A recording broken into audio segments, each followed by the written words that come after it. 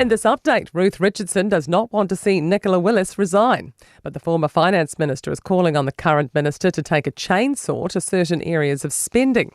Recent GDP numbers have shown a worse than expected economic picture, with a 0.9% dip in the June quarter.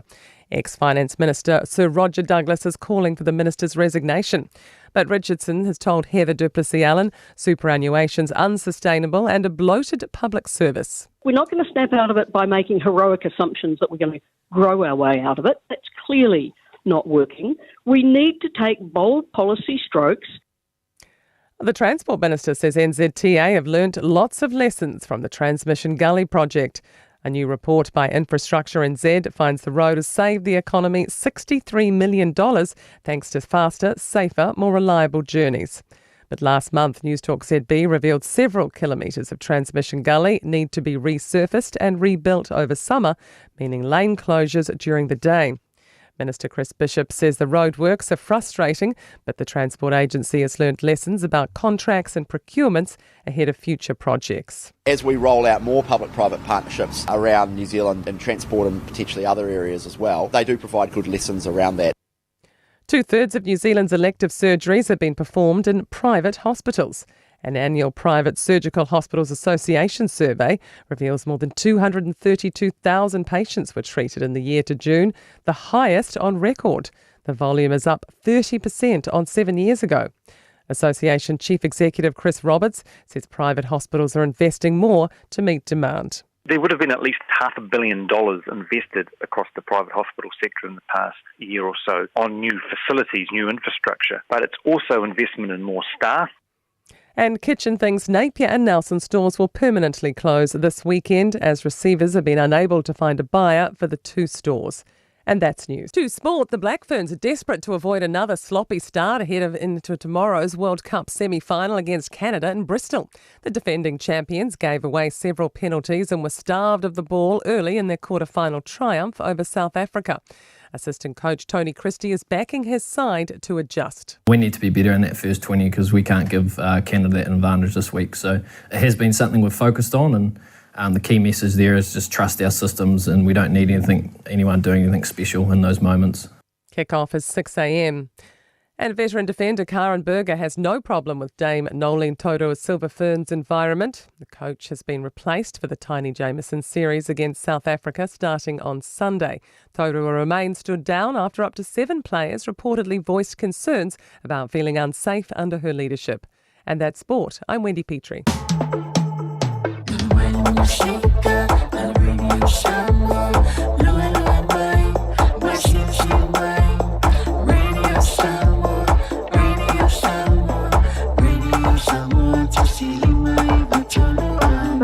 Samoa.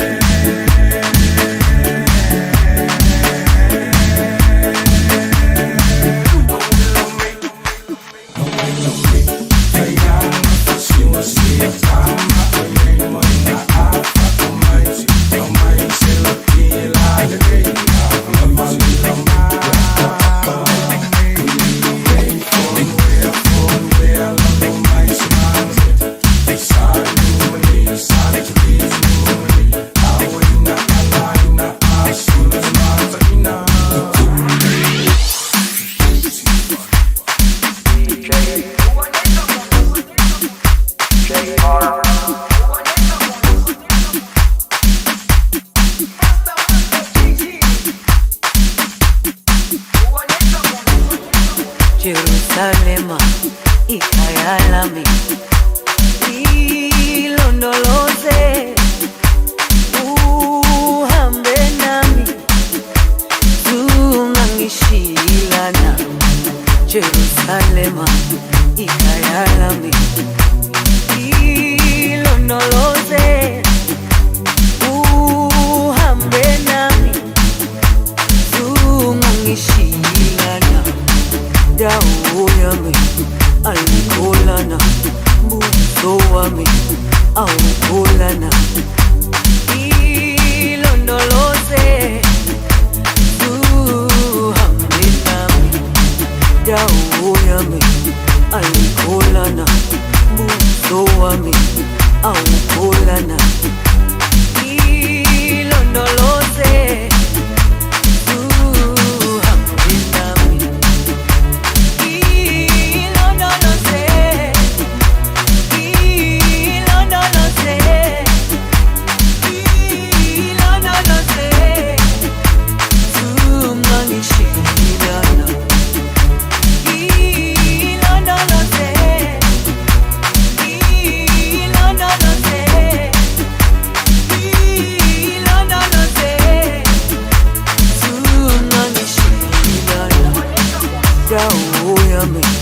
alikolana, buso wami awukolana.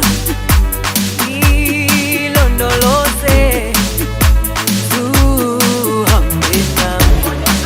Dawo yami alikolana, buso wami awukolana. Ilondoloze, uhambe nami.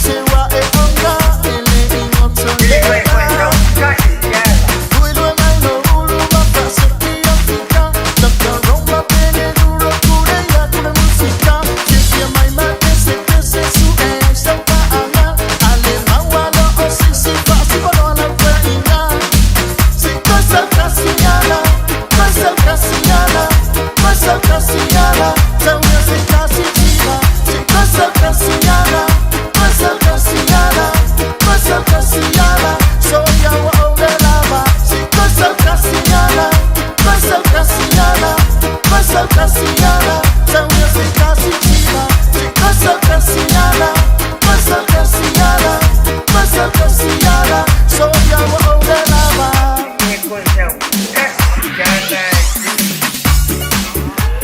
Lewa tu lai mai le tātou taimi le wati le nei whaiwanga la fiafi ma le tautua le Radio Samoa se furu lima I watolu a mo. Se furu ma le fitu minute wa te aile tu la e ono.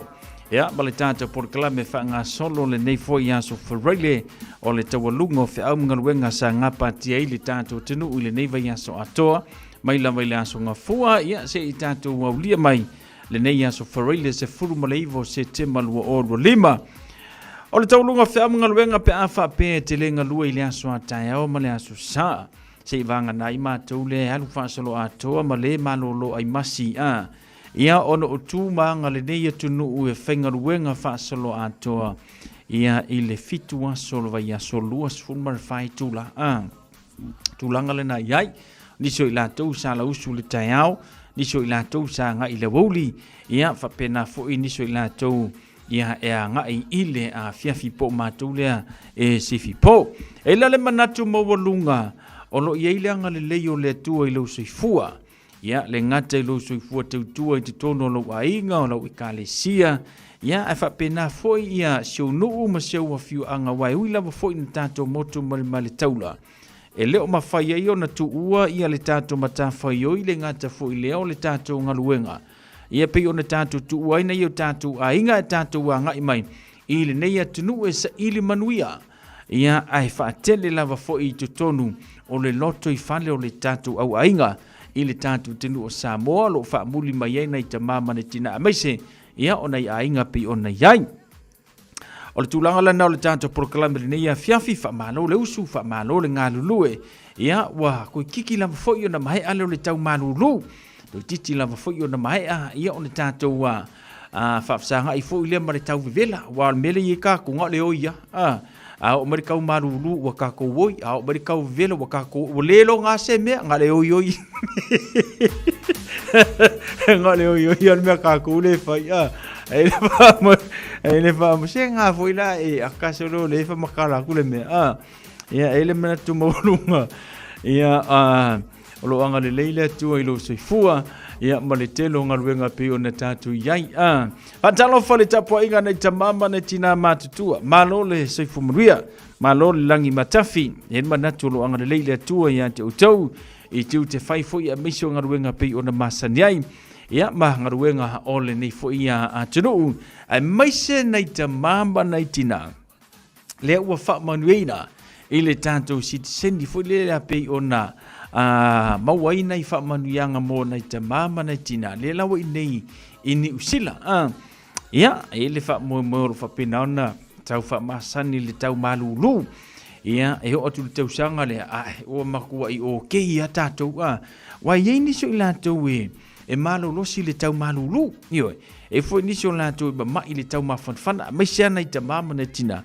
Ia pe ona ia o nai te ma foi ma nei tina o lae fa sauni malanga mai le tau mawhanwhana anga le leile atua ia te utau whatanu ina whainga malanga o le mea sili matau o le maua fia ia maua le manuia ia masei o mai nei e vaile fo mai masiaki o tau ia ele fa melea ia fo mai le tatu watinu ele melea la tu ngaruenga le lei ia pe ona fa wawe pea na maua le malosi ia mo o tau ia ai ole anga I me fo nei ia o se vai nga tāua le nai whapena o na tausi ei mātou le nei ia ma se I o mātou tausi a te o tau ia pi o no tau tausi a te mātou tātou te le I vala o no whanga le nei atunu ia matulanga pi o nei ei ia na maftanga ma inga manai whanau ma ai atu le tautua sungoreli a o taitu taloto I o whaisi levanga ma vala marsunga le ria o ono fai asi pisi io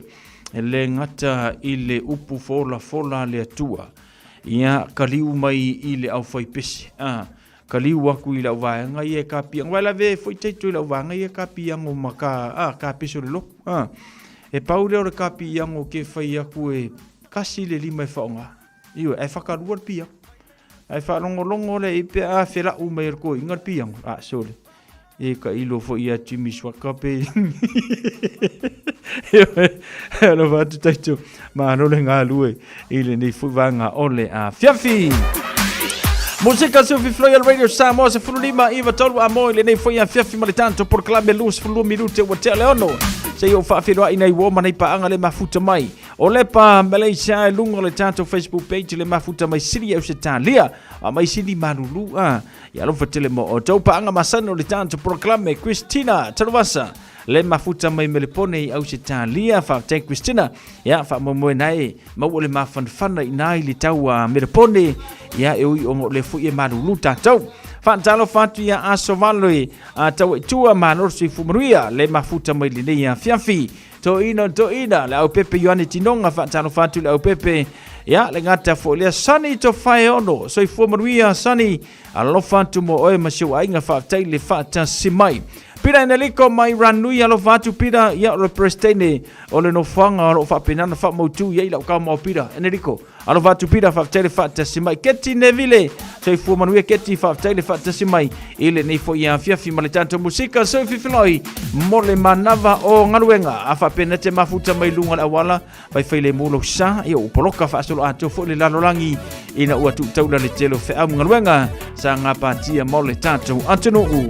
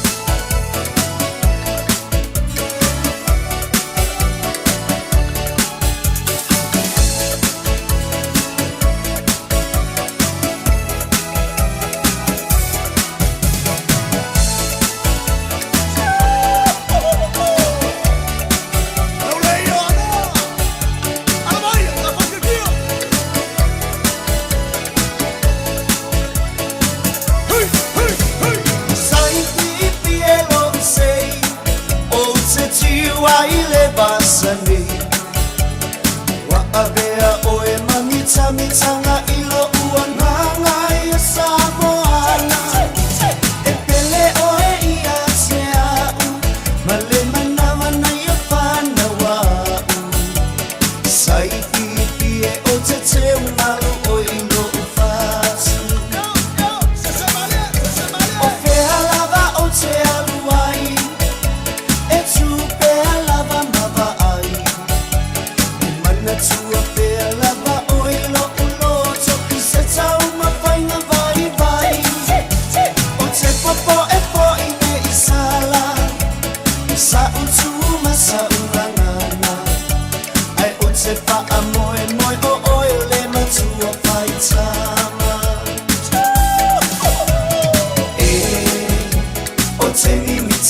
sai ilo ingoa o se tau ave oe waolo upa asino manga si o one pae pae malo vai e ole aisa ai fa a paulo e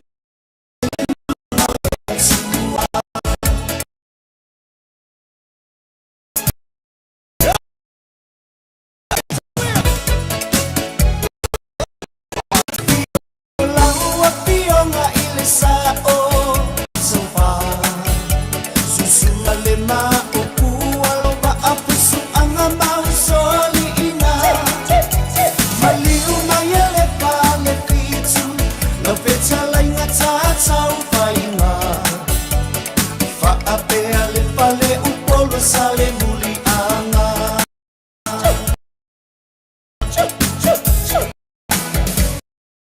engalo lava ileanga o au na ale tue bele i matau sunu o longa lue ile la mosa le ilua mama tau aina e kale sia mamona le apana marea sofi tui Pia Soya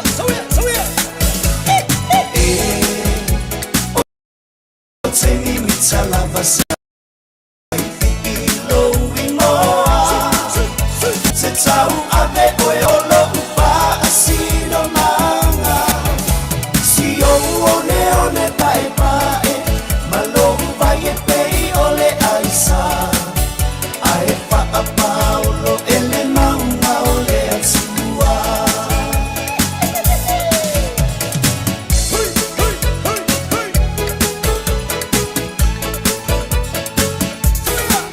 sai pipi o ualopana mo o ele mana mea sama pana uso o sei tu ole lalo lanyo elango na ina o lau tau tu ala valena Italian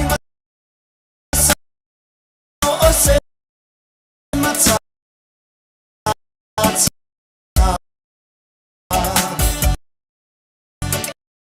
io fa amanui o te mimita pilo imoa te tau ave oe walo upa asino si o one pae pae malo vai e pei ole aisa ae fa a paulo ele maunga ole atua e o te mimita lava sai ilo ingoa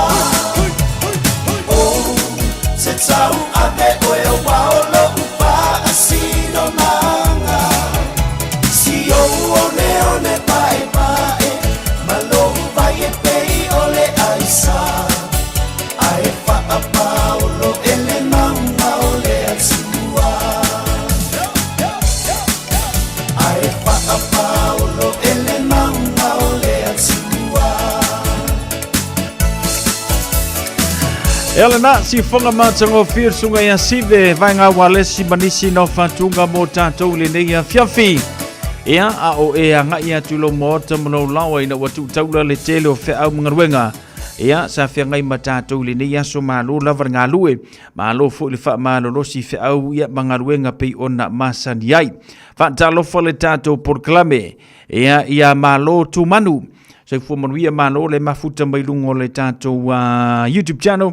Ia mai Hawaii ile nei fo ia fiafi soni to fai ono kalo fai si uso kelo Elison makua I mele le yan menga wo ye oi le se fa la velafe o pula o le me kia nga ai wa nga life linga wa ka ngi ka ko ke mingi la la ka le makau ma fang aro va tu sani fa terva te si mai city of Italia ya so so far so ma ro so fu manuia so far ia alofa tumo e male ainga fa taile fa tasimai ile nei fuvanga ole a fiafi ia male tato porkalame pe ona masan yai ia le ngata foi le to tele ni se woma paanga ia pe ona maua male tato porkalame ile nei fo ia fiafi lona aso ferele mai le tele o fe amga luenga pe ona ngapa ti ai tato ia malo le fa malo si malo fo ile tawatai ia I fe amga luenga pe ona masan yai ia le nei fuvanga ole a tunu no tula mala taimi le wati le nei afia filua sfulono minute le toe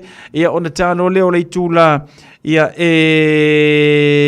fitu tal fitu ia o te fa salawino tatu tala mai Samoa ia pe ona masani ai pe fa pera na misi mai te oe I le tao le valu tao le tula sfulu marilua taimi murmuri mo oe pe atani tula fitu ole nei fuvanga ole afia fi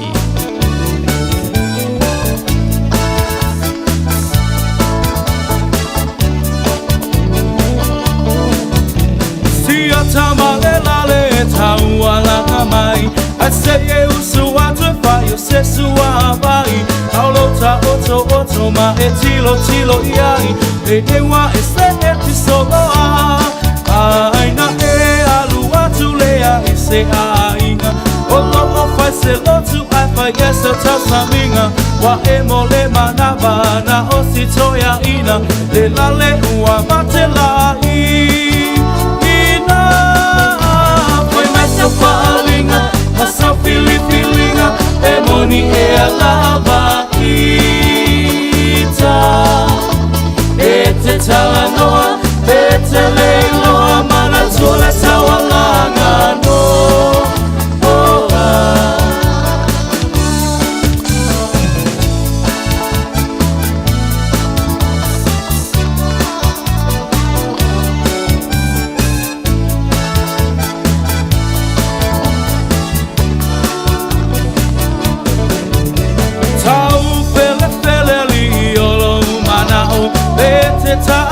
Ete fia o aku wa e fama walunga le poto wa e mawa le ai maso fa au tau wa abea oi ma filio le fai fe au o foi ma faia o nga wa mi o nga le tatau pa pule le au moe ma lo fie ka u poe ai inosia ai lava o I myself falling out, myself feeling out, the money e alama ita. Ete talanoa, ete leiloa, mana tola tawalanga no.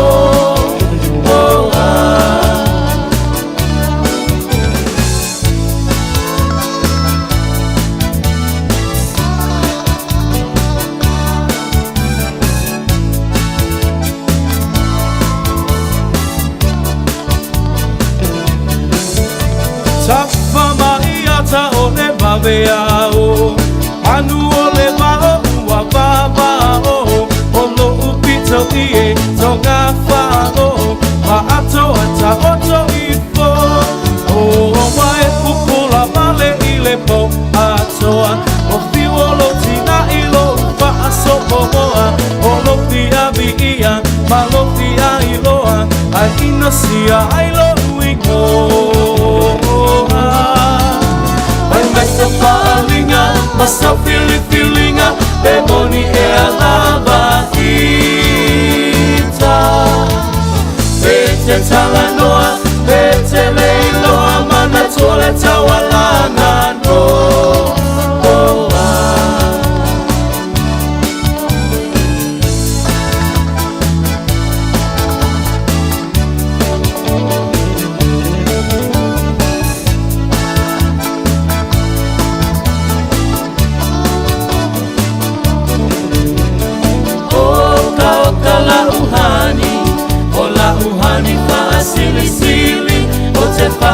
saina I se apa helapi O se pisu pasili O se masike ke mai piti O sina sapasui O ni tamato maniti Afai lava uatonu Uatonu lo fina ngalo Tapa aipo ipo Avane ile malo Ele anga ole taatua Etele aile ti apolo Te fai sau pepe Ole pepe ole po Ha ha ha ha Sauia la ia malolo tatele Fia fia mai mai atatape Se yo pese pese atu ile ea Se yo pese pese atu ile ea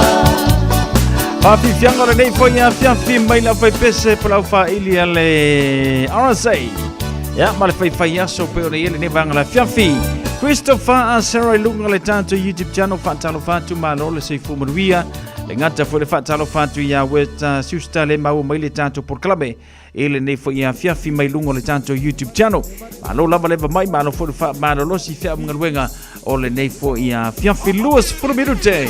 Ona tangane o le fitu o le afiafia o le lala o ioi amma o le e ligi ya popola isi nga kalo fo de oi ha ha ha ta ko wale ga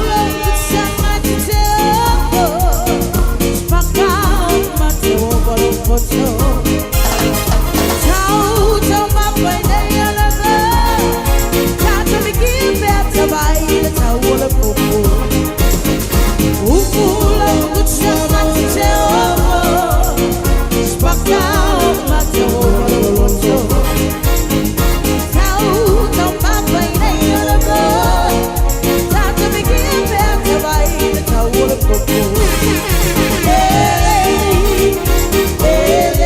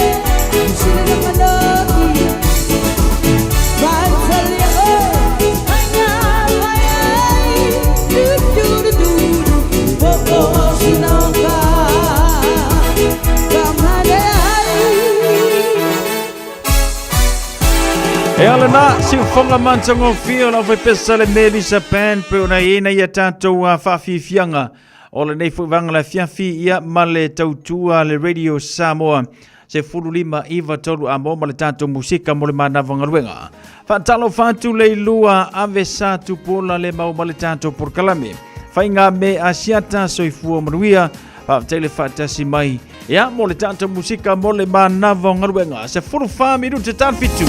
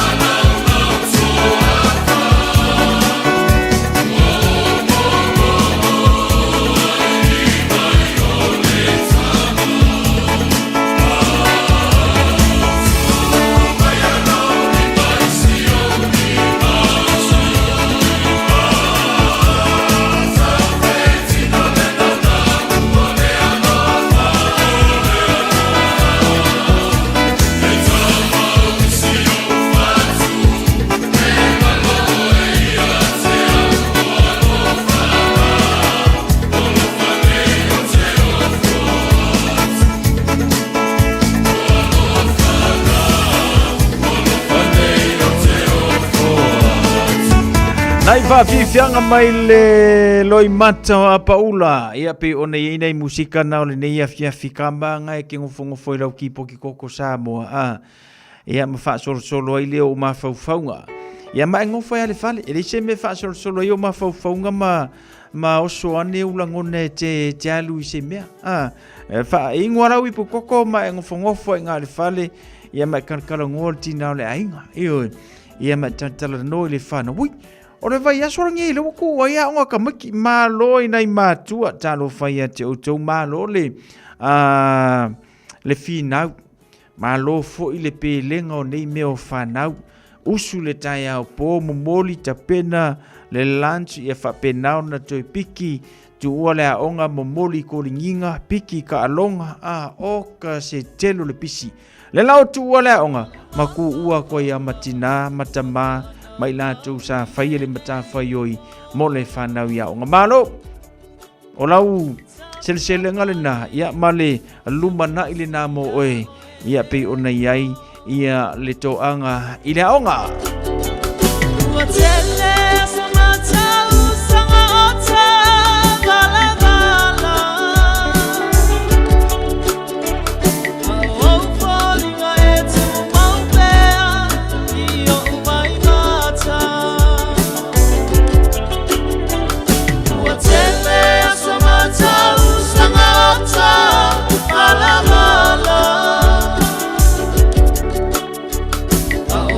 Falling, I had to my bed.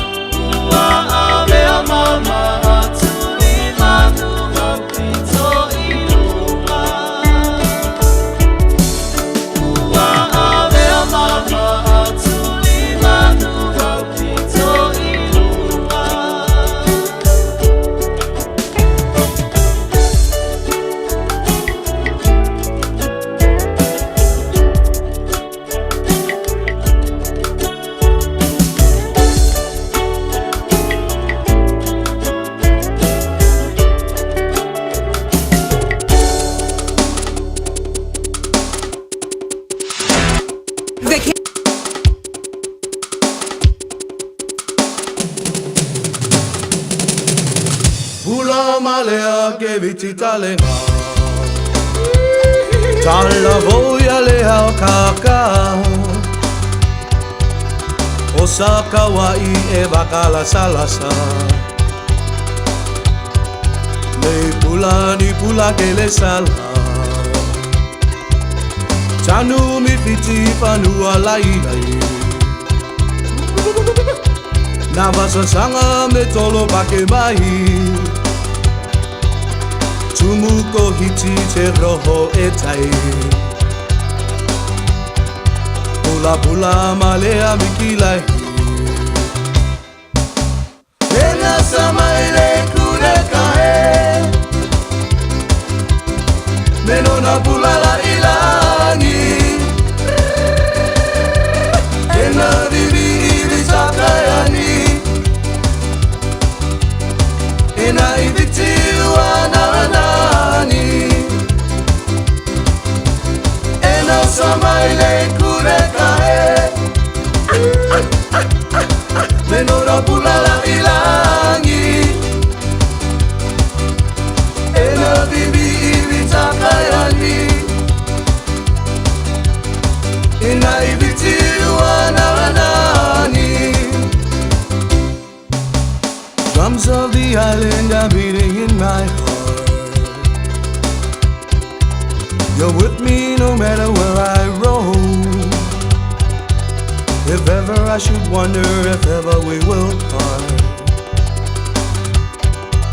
I know that you lead me home If ever I should journey across the deep blue sea I'll never forget those lovely shores Drums of the island, I hear them calling me So I'll return to you forevermore Ena samaire kure kae Enora pula la ilangi Ena vivi vitakayani Ena ivitiwa naranani Ena samaile kure kae Menona pula la ilangi Ena vivi vitakayani Ena ivitiwa naranani Ula talofa tamale rosa Tahiti maori maira Ula aloha ki ora talofa Ki orana malolele o tonga Ula talofa tamale rosa Tahiti maori maira Ula aloha ki ora talofa Yorana malolele o tonga Tonga e o ukeneme Maulu ape e kolope Awai holi te akele Taui alo tu kola yane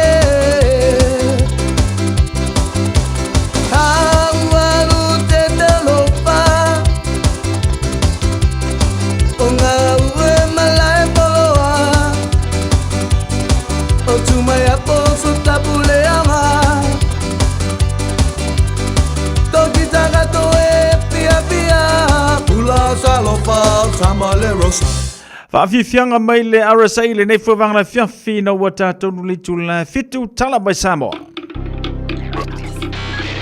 Tasilima iwatolu amo. Radio Samoa. O mawhaiuna a wina tu telefon mai Samoa. Ona o le lango mai ala ofisa malanga o le ADS Travel. Telefoni o iwa, tolu iwa, lua o, whaselau. Tolu iwa, lua o, whaselau. O te whatalofo no tātu o tino o le tauarunga o le ngā ruenga o le nei vai aso, i au si mai alau whaafonga. I le amatalia ai o le sevalinga le whainga malo fau na whiriwhiri e Samoa mai lana whainga palo te tele ua mai atu nei. O le iwi tū malosi o ana fuafuanga whatino o le au whainga ruenga le malo. E le to e tau whailo aina i le atunu utu langa le whaingai ma le urua i whainga malo. A le vaenga wha upu whai o le wha atua i le atua Samoa ua tasi, ina ua mai a le palo te tele o le tausanga e lua o lua tasi. I lu i tau na whaingai ma le pāle mia ma le kāpene tele nā taimi. I le vāwha whenga iai ma le au whainga ruenga le malo e mafua. Ina ua fito asuia se pule ngā malo le tuana iai o le whāse furu tausanga. O tū malo le vaenga wha upu whai e pui puia a ia te tau o tangata. I le whailoa inga le pāle mia le sunga la auni e le mali atoa, le uatea polate vau fosi Schmidt o lana ka peneta ma minsta lango. Ma wha aurulunga au aunanga ese le malo. Ai maise tangata whainga ruenga sinia. Sa tu sa o ai whau tuanga le teitai o le malo i le naunau tainga, ia sao mauri le wha tau tenga o ngā ruenga, i le 5 tausanga ua amata savali o le isi whainga malo fau, a le wha tua i le atua Samoa ua tasi. Pa ia mana malu o tātou whata singa le nei aso, ma tau whata alo whatu le nganga whalo alo, le nganga alo ia, pa ia mana malu ma walunga, pulenga uma wha vai, tupito ma walunga ile me ngata ai te ta walunga to finga le tato malo ma to fatalo fatu ile nganga falalo ia le fainga malo le fioto fionga i minista langolango ma le fainga malo filia o le tato fainga malo filia o le aunga ma le fa mo feelinga Samoa ele se me fau fainga palota ta ilima ta usanga matato voi firfiri o le alfina ngalo Samoa wa mai ne lima ta usanga pa io la fa ngaluenga tato na to fu auto ma ya tatau no to firfiri mo to palotai tangon mesa loto na tangata firi ai po fer vai ma fa fai sa e au ai sa ave vo ai lo fa tu tuanga male sui na e firi ai e yo lo fa ngal malo o mana nafi oma a fai ta tu te alo lo fa ya Samoa a mata atu ile so o no to si fira rea o le utato mai fa ta si va are la malang tuna mea si tatu to le si lima kausanga o whainga malo le wo mai o whainga malo Samoa atoa. It is the government of the day. E le o to iai se upu o le to sino o to manatu mo to langona pe to ia vanga se loto i se whainga malo o tuana yatu pe a whai to te alo lofa i le tato whainga malanga mo li 5 tausanga le nei malero mana o le ale me sili mo Samoa a mata tu nei o le mato talo tato u 5 fantasi fa solo o le tato tautinonga le na o le taunu mai el whainga malo filia o mai tau ave lau tau ngā luenga o lea o umana whai o a fo ini mele lei sa ta pena whainga malo ya so wasola mele lei whawau whai ele lei atili au iai fo ini lape mani me te tau ona whaale leia whau tua mai ia fo ia ma whaale leia a iai fo ini me fia whai mo le whaale leia atili manisi atina ele lei o te taru sangatu awane ia ise mele lei o titua o le tu na masela ina le mele ia ise o tatu watenu o le tu to afina ngalo le tunu aisea o fina nga fa por kiki ai o le tunu la to e fair firinga o le tunu o lo fatali mai fo ile au nanga leu tato iai fatasi taone o le chi mainga ma whamanatu, ma fuai tai au nei. Iau tau alofangia le tātou whainga malang. Sa ono sa I lava. Sa folo ale ono mea na aisea e ma fua mai isi tangata whainga luenga le malo. Le la lafo upu mamafa. A ngai tau wavenga o tau tiute mga luenga. E au wha solo le fina ngā tau porkiki. Wana o le whamanatu. Uro ia iau lape o tau ngā luenga ma me umana whiriwhiri ai o tau. Tau te tū lai o tau o tangata whainga luenga le malo. E te tū lai o oe o le tangata o le whainga malo. E te tū le bāpo whelava. Ai angina lolo manao le mele valeo lo tū lai. E toso lo pito le me te loto. Mai manatu iai ai le loto ai le whainga malo. Ona e malia lea, whailau whaiunga. Le fionga I le pandemia, le sunga la audi le maria toa, le ua tea pola te vaufosi Smith, I se vaenga le na saunuanga I le whailoa inga, ma wha aulu ulunga o mtanga aluenga mwha alaputonga le malo, I le aso tofi o le nei vā yaso. O se whailoa inga na awai ma min stau le kāpeneta, wha pēr min stau lango lango.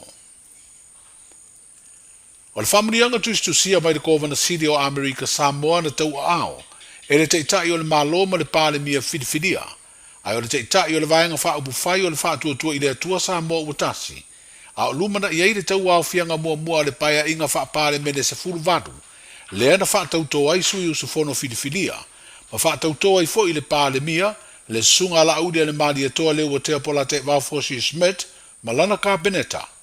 O lo wha ilo ai le kovana sili le fionga pula li I niko lao pula, e mautu pea so tanga o Samoa I ngafa ma wha ia. Wha pea le anga nuu manga I whanua ua masa ni ai Samoa na rua.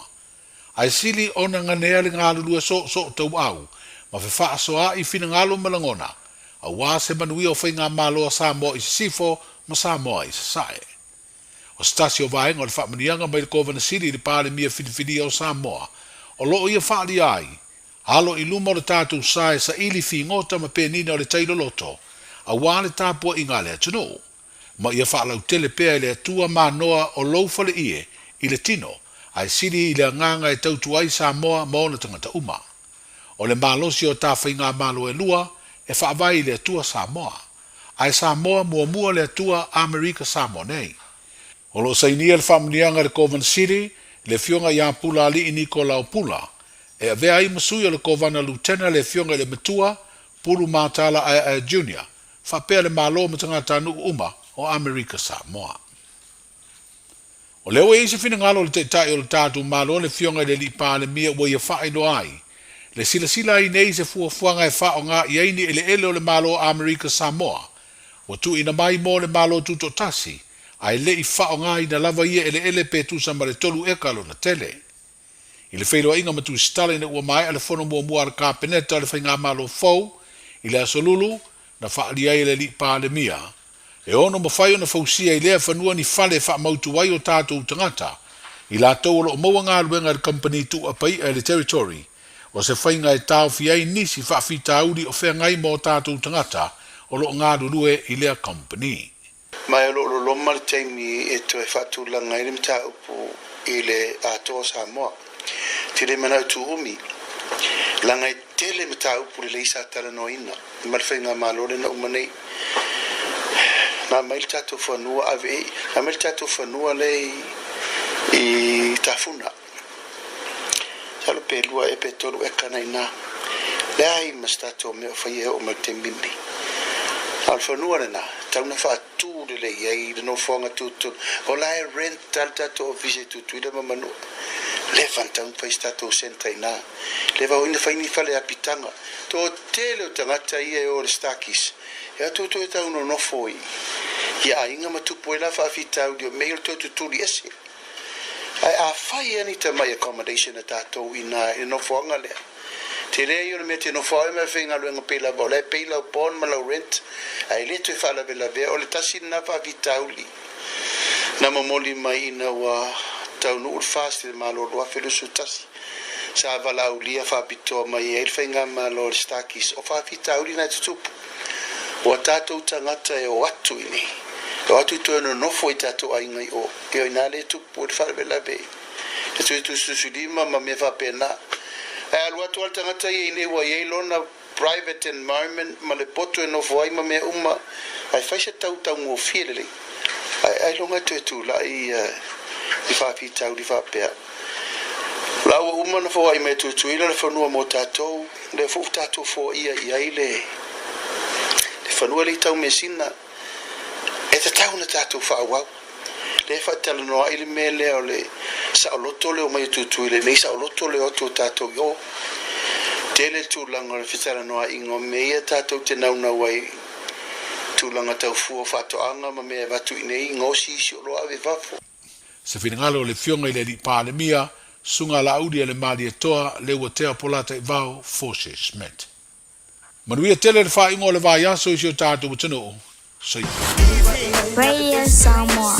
Taslima Ivatolu. Ama.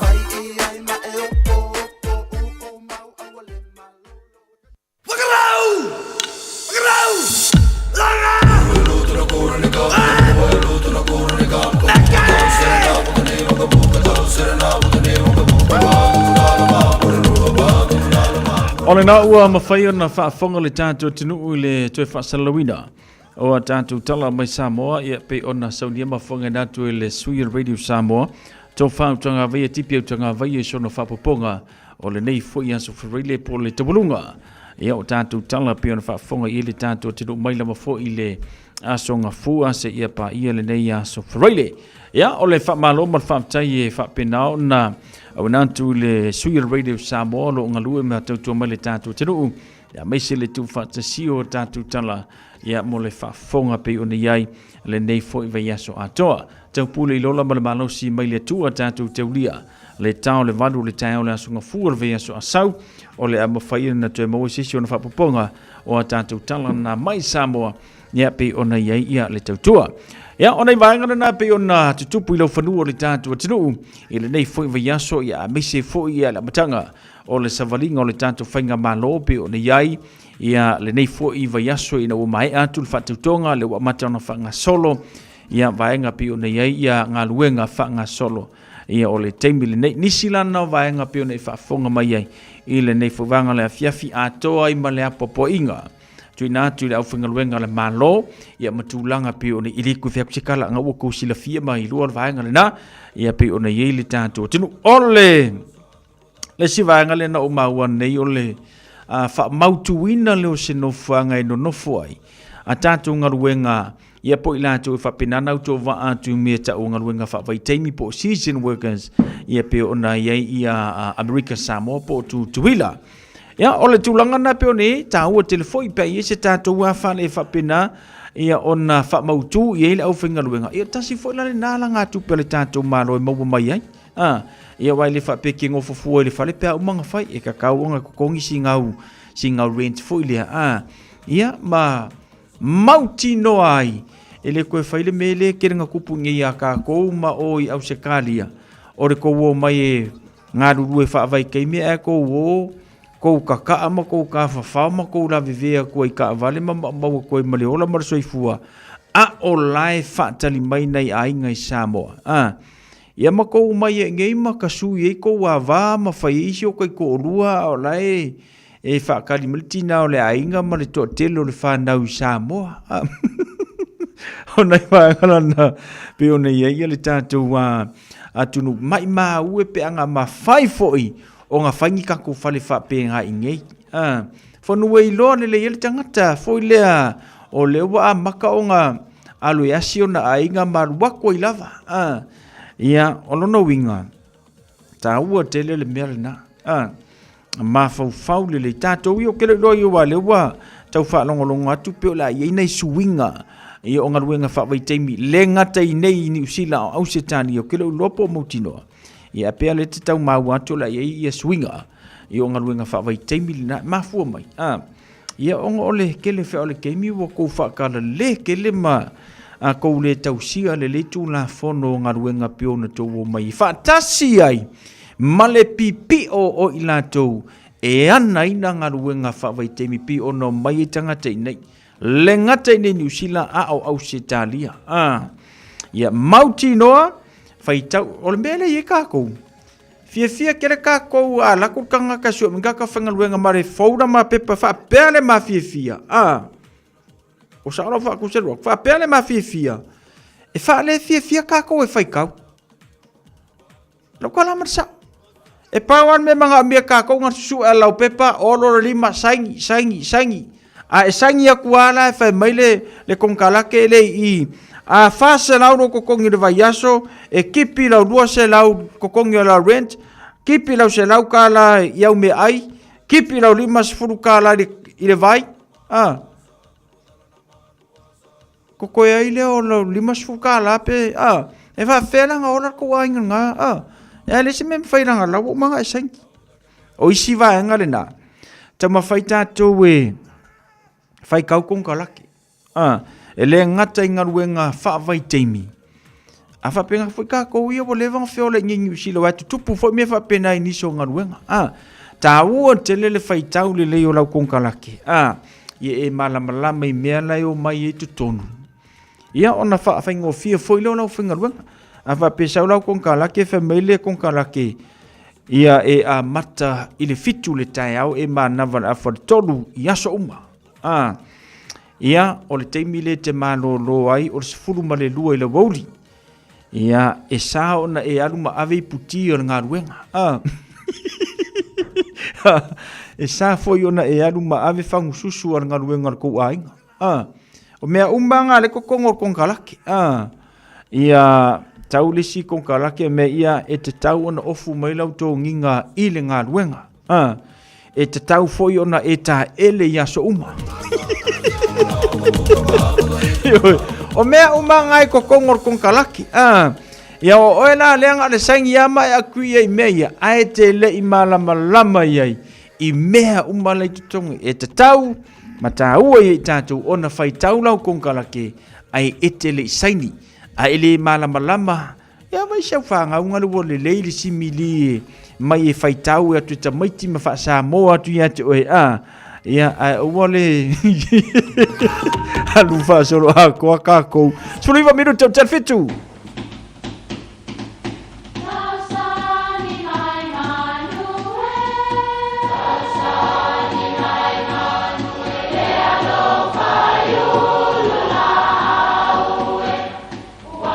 e o fanga manu I ululu o la au awa e fafanga I funga o la au a o le tangata e whawhanga I upu matala. O le mawhileo o alanga upu mamuanga ngana Samoa maona whaapongai e a fua I lona sio mianga. O lona lea sao I le whaatufunganga o le iloa whaale aso mai le tautua se ia o ina pule. O alanga upu mamuanga ngana ua lanto mamanuina le tō whamanino a Samoa mana tua foi e tāo fitau muli le atunu. Ua maea ona e salani le ngata I fale I ulu whanua. O taimi o le taio o e fola ai e ngalu ulu whanua e pei o aulama, a tingi popo, aulosoloso, maisi, I lunga o le whangatai. E whatusa I se launga ua le lei mamanea le paepaenga o na vaenga esi. Ma ua mātango fia I le whaafongafonga. Whamalo ftalai, ma ele tau selu atu awa ua maea ona e salani le ngata I fale I ulu whanua I pa ia ma mamalu wau fia. Ona iai leo le manantu o le au le toe alo fia le tai ua uma ona e sa. Ai tau ina whaafitaia le anga le leo le atua. Ua maea ona e salani le ngata I fale I ulu whanua. Manuia lau whaasausaunga. Tongi polo tonu sa skala balu sabo passe to level 2 side first 5 8 to level second 5 8 to matonia Brian Mal watalo fa palatro let's go fa fofonga I le tautua ale Radio Samoa se fulu lima iwa tolu amo a seva Antonio tuipe mar fa poponga na le tanto po kalame o le mau fa sama moni o le nei fuivanga o le a fianfi ia ma le tau walungai o le nei foi vaiaso se ia le aso ngafuar vaiaso a sau session fa poponga Cecilia tuinga mala malor se fu maruia ka ikelele pisi West Siusta mai lunga le tanto YouTube channel. Fatalo fantu ya so fatasi and Maureen Tufele. Ya le mafuta mai I West Valley, Utah, America. Alor si fu marui lunga le tanto YouTube channel. Ilunga lava le tanto YouTube le mafuta mai Tessa Wang. Malor si fu marui mai Sydney Australia. Ya tina nga Wang talo fatina ala tanu siaki. Malor si fu marui le nei fo yang fiafi.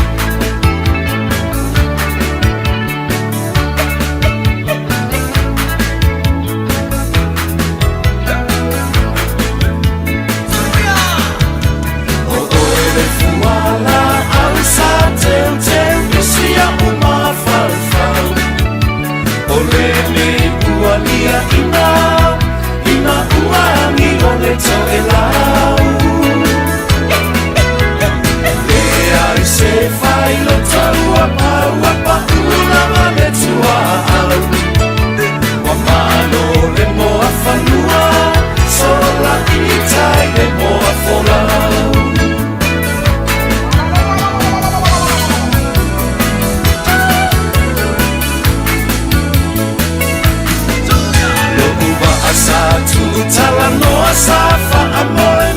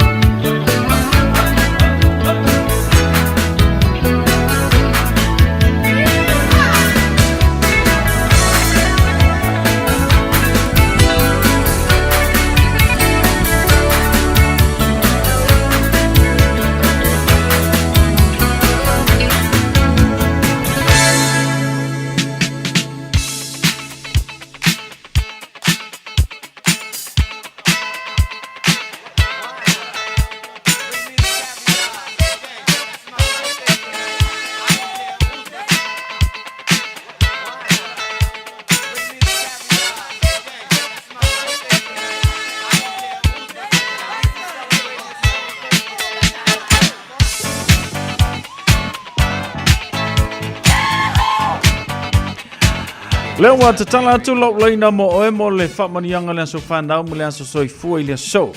Pape o le aso le aso sifuru mo le iwo September lu o lu lima lo aso soifua. Ona ewa lau mai le ia tau le tanto leina leo wa matala atu. Tolu fitifitu ta silima iwa tolu.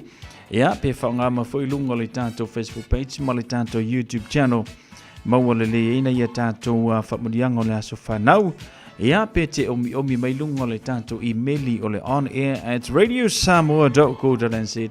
Maua le ili whamurianga le whanau mo tanto ele nei a fiafi. Tolu fitfitu tan silima I tolu le tanto leina o matala moe.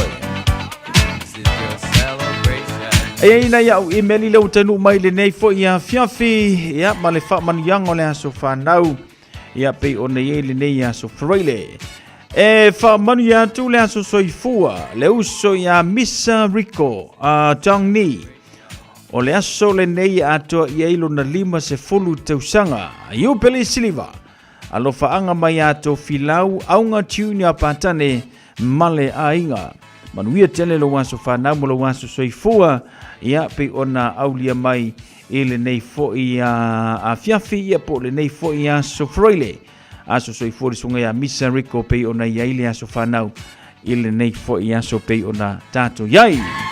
Leise tato wa whamanianga leo wa tanu mai lunga le emaili mai a pele whaalili ia ma le whamanianga pe ona iaile nei aso freile.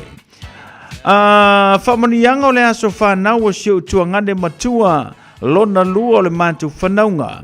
Susunga ia tau pau Marcelino Mailata Faalili o Melepone au Setalia. O le aso wa atoa ai lona lima sifuluiva tausanga lona soifua.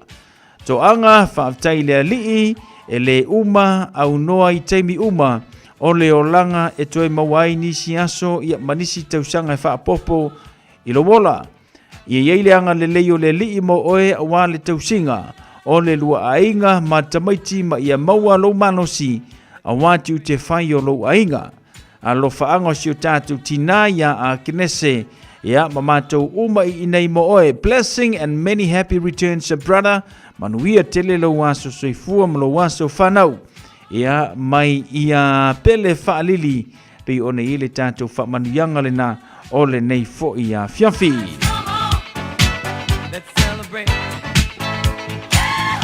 Fatalo fatu ia Christina tanu wasa ma Melpone au Setalia ma lol soifu manuia a Melia Mikaele Cecilia Tuingamala weta siusta le ngata fo ilea Tessa Wong le mafuta mai lunga le tanto YouTube channel ia pe oni ili tanto por klame le nei fiafi.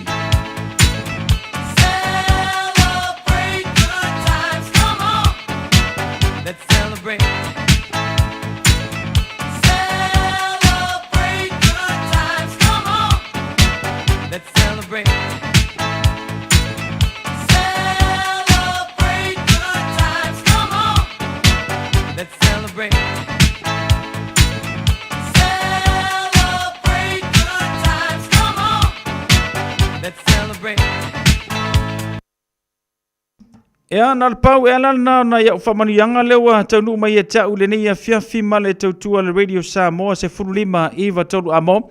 Ea male tanto por kalame ea male tautua le Radio Samoa se furulima iwa tolu amo. Ea mai se le tebi masani pe o na whatulanga ina le tanto le tionei. Ea mo whamanianga le aso whanau ma le aso soifua. Mo ilanto uma waulia mai le sonto aso whanau ma aso soifua. Ea tano ile atua ia toi fuhai ma whapopo ni siam se tele mo o to umalava. Awa fe am ngarenga pe ona masani ai ia ma ia anga le leo le tua toi fa popo nisi tausanga setele mo o tou le nei afiafi luas ful tolu minute luas ful fitu minute ona ta leo le itu la e valu mai le pulenga mara fangarenga Radio Samoa maru tele o te waso fa na maso soifua.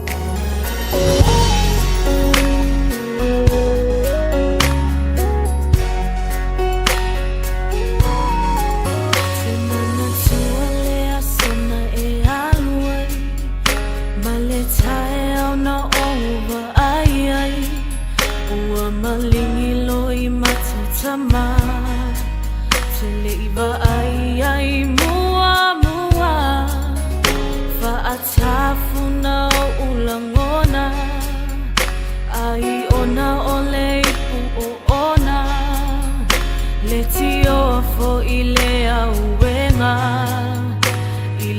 mafafine asiona ole sa o tama ita I oe ile sa fainga fotino lo fa alaninga lo fa alupenga talela va ilo umana tua tuya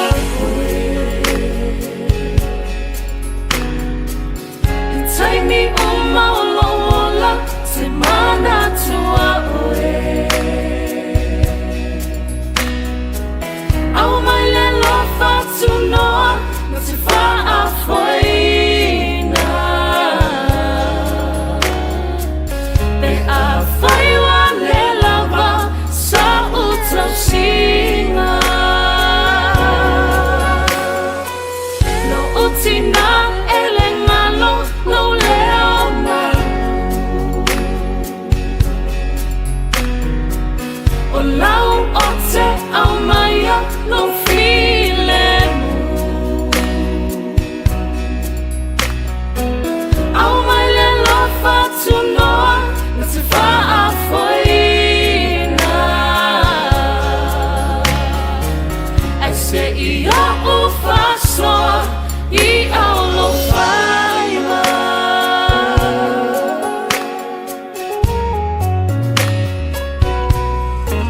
Te mana tua la tatala noanga Na e uma o mai lo ulima Lo totele sia utama Le aina ma le au nanga E te mea mativa I se mea Pea e wha mua mua le tua Tau tua na loa inga Tau sile leile au na le tua Tina ele mawhai na ngalo amu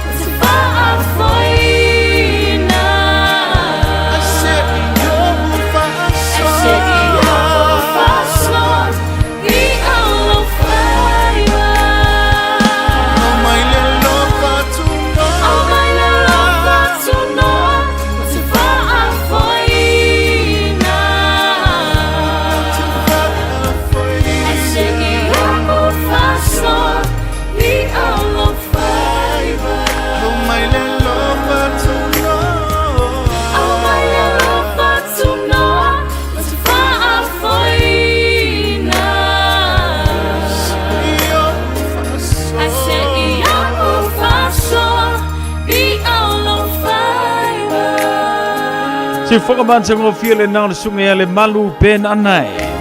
Ia ma nisi no whatunga pio na whaafonga mai le tātua tinu. Taurunga tau le tātua porkalame whamania ngā le whanau mule aso soifua. Beta Drive Doctors i le taulanga whaatau i mangele whaapea manrua. O le vaenga o so ngase pe amana o mia. E whaatino e fo i matupui pui o le whanau witi. O tupui pui la ko witi sfuluiva mo i lātou e sfuluan tausanga malunga atu. Whaapea matupui pui o le flu. Pala au telefoni, 255 iwa valu. Mo so wanoe whaatino ai nei au nanga. O fisa whamai i mangele i taftafane o le McDonald. A manrewa i taftafane o le Whaletusi po le Public Library. Beta Drive Doctors Clinics. Afia maua so sa Omega ka Ia maloi moa Omega ka Sabale tau mo fie Omega ka Fili mai loile Omega ka Omega Cars, lua selau Diabetes Drive i Manukau. Po le telefoni o iwa lua vitfitu 5 tasi lua. Susu mai Manukau ne Omega ka Umalole keisile Omega ka Talo fa Samoa. Wa ule ne yo kas futialu. Awal sui ya ngila wa le kio. Aeva eva mai ina se fudu lima iva kolu. Amo Radio Samoa. Bevela a. Na ia tātou whasilsilanga lewa taru mai e tau le nei a fiafi a o le itaina le valu. Ia, tā fulvalu le tātou po klabi masani o le te talo mo oe po le Pray For You. Ia, pei ona masani le tautua nei tina. Salo me mito moe le ngata fo le talo sanga sa yuri politi watoa. Ia, pei ona iei le tau le valu le fiafi o le so. Lole si o le on ta whatalo whatu maa lolo se fumaruia. Ia, le ngata fo le on nei tātou paanga o le nei fuwanga o le fiafi. Ia, male tātou porkalame pei ona masani ai. Na e tātou whasilsilanga le watunu mai vāo filifili ma le tusi o le songa. Awane ngalo sau lo minga o le tusi o le songa, whaatasi ei ma le lolo minga o le vāo filifili. E maua i whaanu penga o Samoa i sisifo tutuila mamanua o nisi o tāla tu o Samoa o ngā upu le matawhai o le matai i le whainga o le whaalawlawe. E pei o le maliu, whaapoiponga o siusinga o ainga whesila whainga polo, si i whaanoalo wharanginga o le kālesia, ma le tele o le ngangana o whaanolonga. E fitus fulu tālalo na tau na le ofisa lava le Radio Samoa i le tolu pātolu ono Hopewell Avenue Menukau. E mawai, mo nisi whaamatalanga wala au le lua no lua, tasi lima i watolu. Lua no lua, tasi lima i watolu pe tanga iane, i le shop Radio Samoa.co.nz te whaima yesa woka o naia tātou tusi nā. Free whanau lunch pe ona yele nei fo i pon kalame, mo maa inga o au kilani. Wha mau wha lelei aso wha pitoa nei o le Wanau Community Lunch, maua fua le mea aitau mafa vevela, o le ti vevela, fuala au aina, lava, second hand, ia moenga, ma le tele o isi mea o ngā molo mota. Maua fo i le face painting a le whanau, le eise tupe wha anuai ina yaso ua ta penaina. O aso la nei mo le tātou wha mo na, aso lua su mo le tātou se tema, aso se fulu ma le lua o ke topa, aso lua Novemba, ma le aso lua se fulu ma le tolu Novemba, ma i le afon se fulu ma le lua, nga i le afo le lua, i le awauli. No whangai whai ei o le East Dale Reserve i Avondale, i le ka paka e whapena, ia ona whaatautai i le tātou porkalamele na, ia pi ona whaafonga mai i le tātou watanuu, i le nei whoiwaenga o le fiafi. Le isia tātou whaasilisilanga le nei ua tanu mai e tau, ia pi ona masani le tautua le Radio Samoa se furulima iwa tolu a mo. O le maftanga, alo matama whanau o le urua i la o le tana le lei me tu tisi sa longa i sa le longa. Mo le maftanga, alo matama whanau o le urua i la o le tana le lei me tu tisi sa longa sa le longa. O la whaia le tātou whurutanga i le asotona i nei, aso luas furu se tema lua o lua lima le tu las fumaritasi le tai ao, whaia lea i le hora le kalesia me tu tisi sa mo i papa toe, se furu ma le iwa noa la Burnside Row i Wiwi, o le tātou whono lea, e whaama popo ai tātou sauwhanga, e ala i tonga o wā le tātou wha moi le vai aso fau.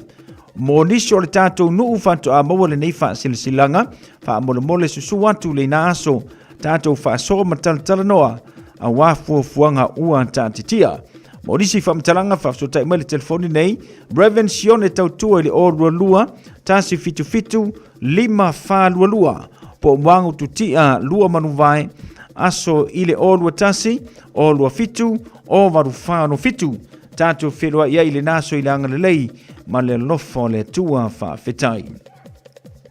Free Community Health Day. O le awhaia se porkalame whaapitoa i le vaiaso le nei. Aso toa nai aso le a taiao, aso luas furu se tema i le tau se furu le taiao, anga i le lua i le awauli. Whaia lea porkalame i le live chat i le luas furu malwha, i le luas furu maleongo, a mate rau i man raua, mo le soifua maloloina le lei, man le whaalauloina, o au nanga ese tau le soifua maloloina, e pei o le moana Koneta Pacifica Health, ta fono langi o le Service Pacific Home Care maisi au nanga. E mawhai ona whaiesi aki wha atausi mai, wha pia foi mani workshop po ni wha lauiloa, o au nanga o le tonga fitia, o i tu ainga ngase ese, ma wha matalanga i vaenga tau menopause, vaenga i le mai fatu, po le ngungu a maise isi ngase o le kidney, whatunga o ka nesa siaki tau o loa, ia po nifo po dental health, tui pui a maisi a onanga, e le aise tutongi ta lia so se tasi, maua tatu spot prices, ia ma nai tau mawha a maise le face painter a le whanau, ta lo sia tatu whiro iai, i le lofa maleanga le leo le tua whawhetai. Ia, se o kusiake kupeisi sia tatu whaasilsilanga pele ale ai, o nuinga na paulana, ia ona i wha silsilanga le utanu mai tau i le nei fuivanga o le tātou porkalame male tautua a le Radio Samoa Sfulima iwa tolu amo.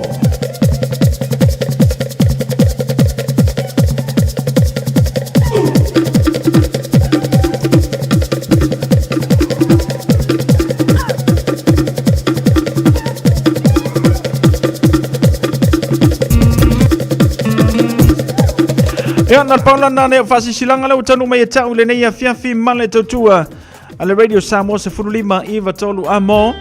Ina watu se furma le 2 minuta le tona tano le valu. Ya o le tautua fo ia naitina pe o le ile tanto porkalame masani ile tau le valu ya fiafi aso freile taitasi. O lo vatu moto u malavo mafuta mai le nei fiafi Vinci Leonard malor se fumruia ya fa tele fantasi mai le tanto bwevanga o le nei fo ia aso freile.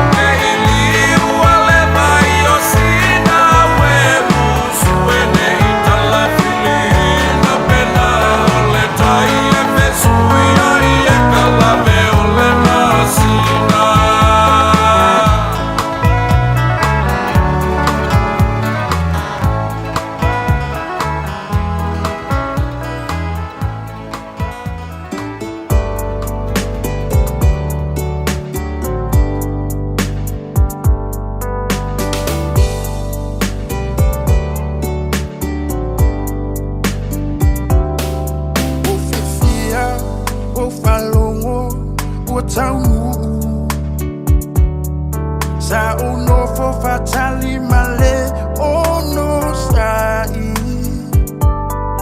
o mao ele umalo saluai ilo fia falongo sa upumai ya wehani ba imau mafutanga mafana be analea ile fili ole ne yolanga o ulangona wa mawaluma ia osunga no fa walunga o oema ui asouma o fratu uatae uavai vai le fia vai le fia bayatu ia ohani se upumalu he faile amao usulu ni moa molulu liu pulu weta musu se masalo wa emusu yata ita wataunu o ukufa besi you still Taulemu lo ufatu ia ufainga Soy foya e malolo I lo ainga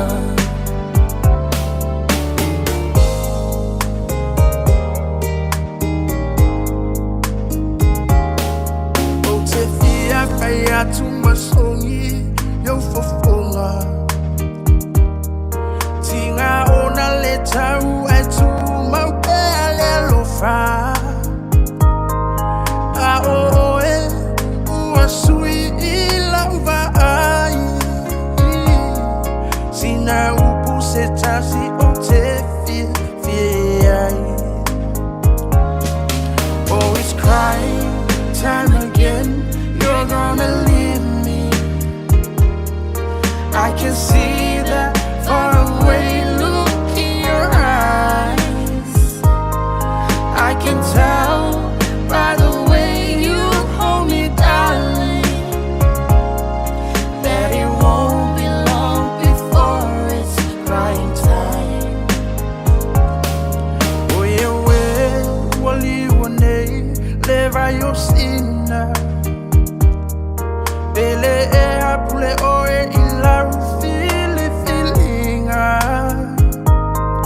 Atawia ina ia manuia lau tau mafaina Aile mafaina Ngalo atunai o folinga Te masalo wa emusu Yata ita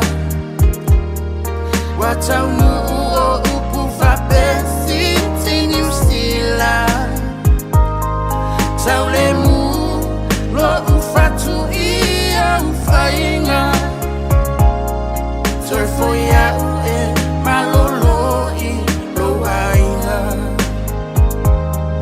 Toi foia e malolo I lo ainga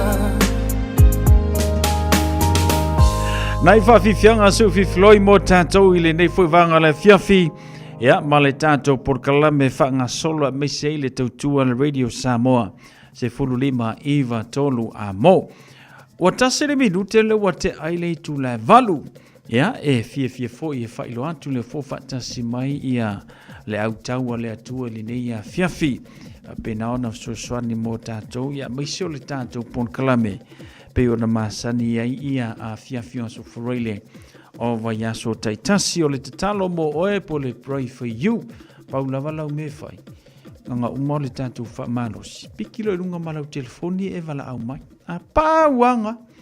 Ia, ona mai lo leo umana onga. Ia, ai whapupu umai o mana onga foilea. Ia, maua umai ia wanoa tātou. Leo fōua whatasi mai ia nei tina pasta mata iwa le au misipati. Ia, le ngata foilea wa le Sieremia wa lewa na mātou valavala. Ya lo vai atu to e mau mai le avanoa e sosua ni mai ele tātou porklame Ia, me se le tina ia talo sanga se yuli pultiu atoa, ata se masalo me mitro moe, ia o loo whapena na tapua i mai, o no loo maua fo'i i ngase o le tino pi o nei ai, anga leile atua mo oe a lome, tātou tue whila isi taimi o luma, ia pe a maua se whaasiri ngā malosi, ia pi o nei ai. O le melea, usi mai e whaafonga se whapupongo le tātou porklame ole te talo mo oe.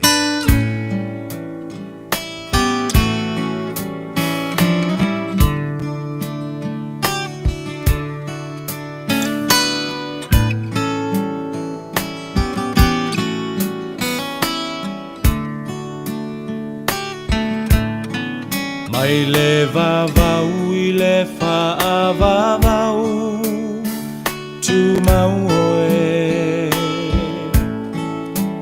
o le papa e le malue lue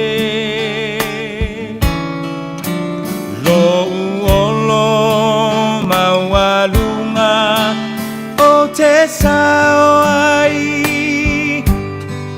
mai le malosi o le itamai mai le vavau I le whaavavau tu mau oe o le papa e le malue lue lo uolo maualunga o te sao ai mai le malosi o le itamai lo uanganga whamanu mawhawhetai o le atua o le vavau na te umau oe si ia e lo leo malanga elelei oe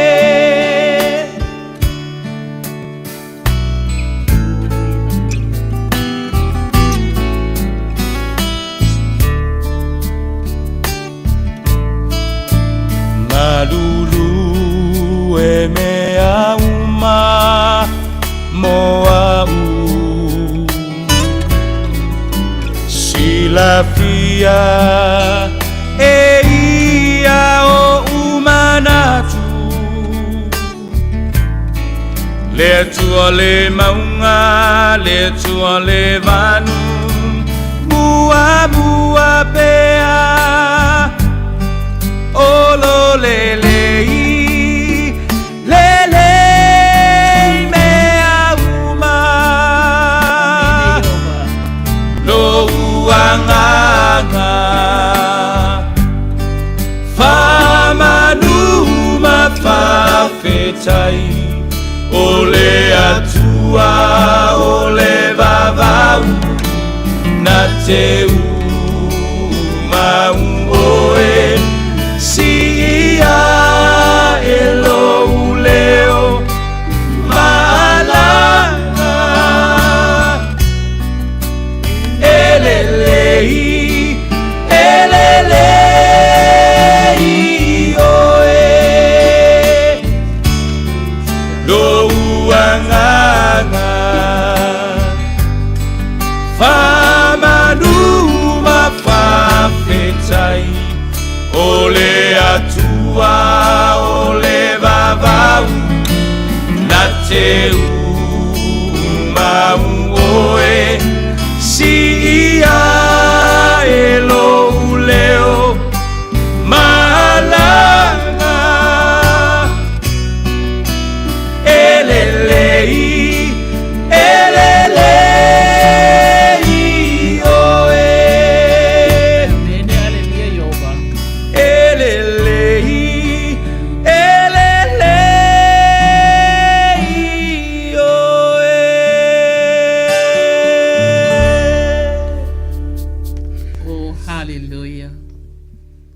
ai lava Iova. E o atu lava lona whaamaoni. I lea tupulanga ma lea tupulanga. Aleluia. Pawhelo i atu ai Samoa i le suafa o le atua e whaavai i ai Samoa.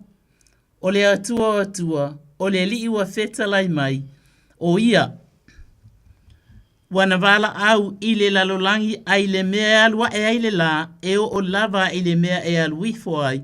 O loo pupula mai le atua mai siona, o le mea e sili ese o na mata ngō fie.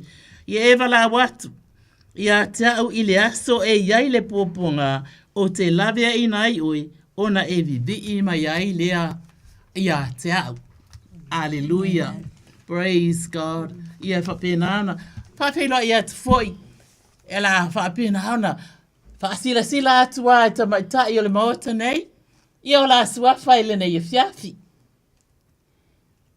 Ia. Whaatalo whaato Samoa. Ia. O lo ingoa o walesi Jeremia. Amen. Whaftai le lo fole atu o tātou toi wheloa e nei a fiafi. Amen. Whawhelo i atu suafa manumalo i Jesu Keriso, malengalo ngā mana le nganga paia, ia o mata iwa le au mispati. Ia lele. Alleluia. Ia ole a whapena loa ona. Whaitawina le a fionga paia le atua. Le amoa mai, le tusi mai le whenga inga tuai, i le profeta o Isaia, e lima lon whai upu mamua se i o tolu.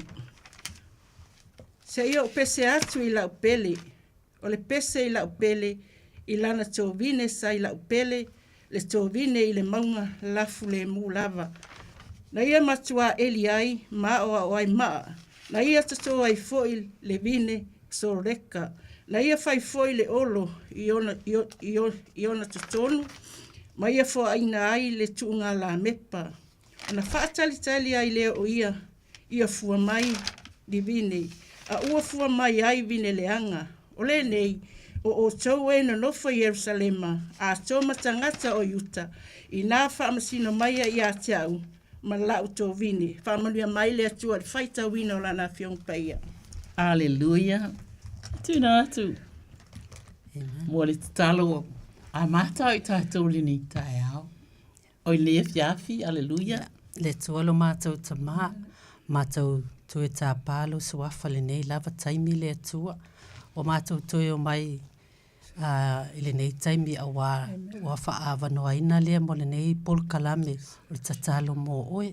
Ia mātou te wala awina lo lava nganga pa ia lea tuae. Ile se mea mawhai o na mātou whaia. Se i wanga nā ua ia ili whaunga lo lava nganga pa ia. Lea mātou te tatalo ile nei afi. Ia whapena o na whaatumuhina i mātou lea tua i lo mana i alu atu fo i se upo le a whaasoa le nei afi. Ia whaasoa whaatasi malau a fio. Mātou te tatalo fo i e o le a mafuta mal nei afi. Ia maua le anganga tatala atu i lau a fio. Na ia whaafio lau fio le atu ai te tono la tō loto. Ia pa i atu le upu le nei afi. A whapena o nei eise anganga e ai ai nai. Se isi fo i o iese mea o lo whapena o na mawhatia ai. Le atua o le nei taimi o le taimi tāu o le taimi o lau a fio. Whaasoa ma mātou tau whai tatalo whaatasi ai. Ia mātou te iloa le o ia mātou se poto. Le atua o na on mātou whaalangolango atu i lau a fio. Te sosoani mai ia i mātou lau whaingaluenga i whaapea i wholetuanga nei a sau. Ia mai o lo whaapena o na whaatasi mai nei a fiafi. Whaamanuina oe nei se i o o whaavavau lo mātou atua. Lo suafa Yesu. Amen. Hallelujah. Praise God. Ia, se i tātou atu re tātou whamalosi, o le na tā ua la tātou tusi. O le vine. O le atua malona le fia, malana whaamasinoga ia Israelu. Telini mau o waoaonga o loo whaalia mai ai le fia o le atua i lona nuu. Ona, o lana tō vine. Alleluia. O le tō vine o Israelu. Alleluia. Whai mai olo o tā ua ai e le atua. E ona le tonga vine. Amen. Aleluia. O le vine soreka. O le vine ale atua ai wale fia lava le atua. Ona ua liliu ese mai tangata. Ilona fina ngalo. Aleluia. Pai mai ua suia ai la ia le tūlanga o le vine. Wale fua mai ai ni fua le lei. Ai wa fua mai ai fua e loa ai lea le whaamau alulunga o tangata. Aleluia. Ona o le nuu o le atua e pele lona fina ngalo o Israelu. Ai ua le fia tele le fina ngalo o le atua. Ona ua lātou o ese mai a te ia. Amen. Ai o le mea lea e le iai lo tātou atua. Aleluia. O le atua e tu ua noa. Amen. Nā te toe au maia le whaamalosi anga. Ona e talu ai. O le nu o le atua na ia filifilia. Amen. A ua filifili se le nu o le atua. Tasi lona. O le mea le eilo tātou atua. Wa tātou wā ai ile nei o langa, o le o langa wa tātou wo ia, wa tātou wo o mai ai, ile te tele o mea na fola ina na le fia ia ile atua. Amen. Praise God. Ai whawhitai, ile atua, whai mai, a tātou toi sa ili atu ia te ia. Amen. Na te toe au maia ia le awanoa. Praise the Lord. A tātou whaamaua lalo atu i le atua. Aleluia. Na te toi whaamangalo ina i tātou. Amen. O ama i mawhaingata o mea na tutupu ese mai i le olanga ona o le le. Awa i le atua. Amen. Whai mai ese le o lo tātou atua. Amen. E toi li liu mai i lona alofa. Praise God. Praise God. E na te whaamangalo. Amen. E na te toi whaale leia le vā o a inga mā le pelepe. Amen. Na te toi whaale leia ma whaata mao a inga ina. Ia tangata, ia pewhi o le tātou mālo, ma le tātou whaalongolongo ati ai mea o lo tutupu mai ai. Ai whai mai, tātou sa ili mālo pēra i le atua. Praise God. O nei talu ai, walata te lele toi a fio mai o le li. Amen. Aleluia.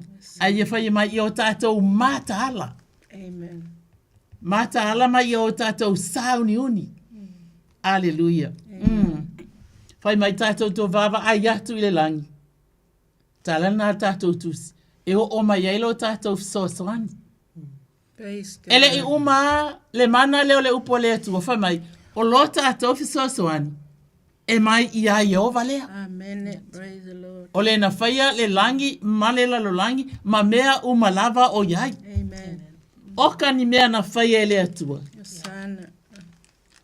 Whaia le atua mo oe mo au, ma i tātou uma. Whamalia ailo finangalo e whamalia ailo loto. Aleluia. Ai pau o le mea e mana o le atua ia i tātou. O le tātou whaama o lalo ma batu le vi inga e te tau mō no mea ia te ia. Oh, praise God. Aleluia. Ia Samoa ai. Tātou sa ili malo i le atua. Amen. O ani mea o whaafita auli ai le soifua i leo langa nei. Aleluia. A tātou whaama o lalo i luma o le atua ma tātou o atu. E talia ina i tātou e le atua. Mamanu o ia le taimi. Amen. Aleluia. Ia, whapena ai ona te talaina atu le tātou laina i te maitai o le maotu nei ona o leo wawa aia fui. Ia, Praise the Lord. wow, o mai a tātou wala au. Aleluia. Praise God. Ia, aleluia. Whatalu whātu i le tātou pala au alo o ilunga le laina. Sauno mai.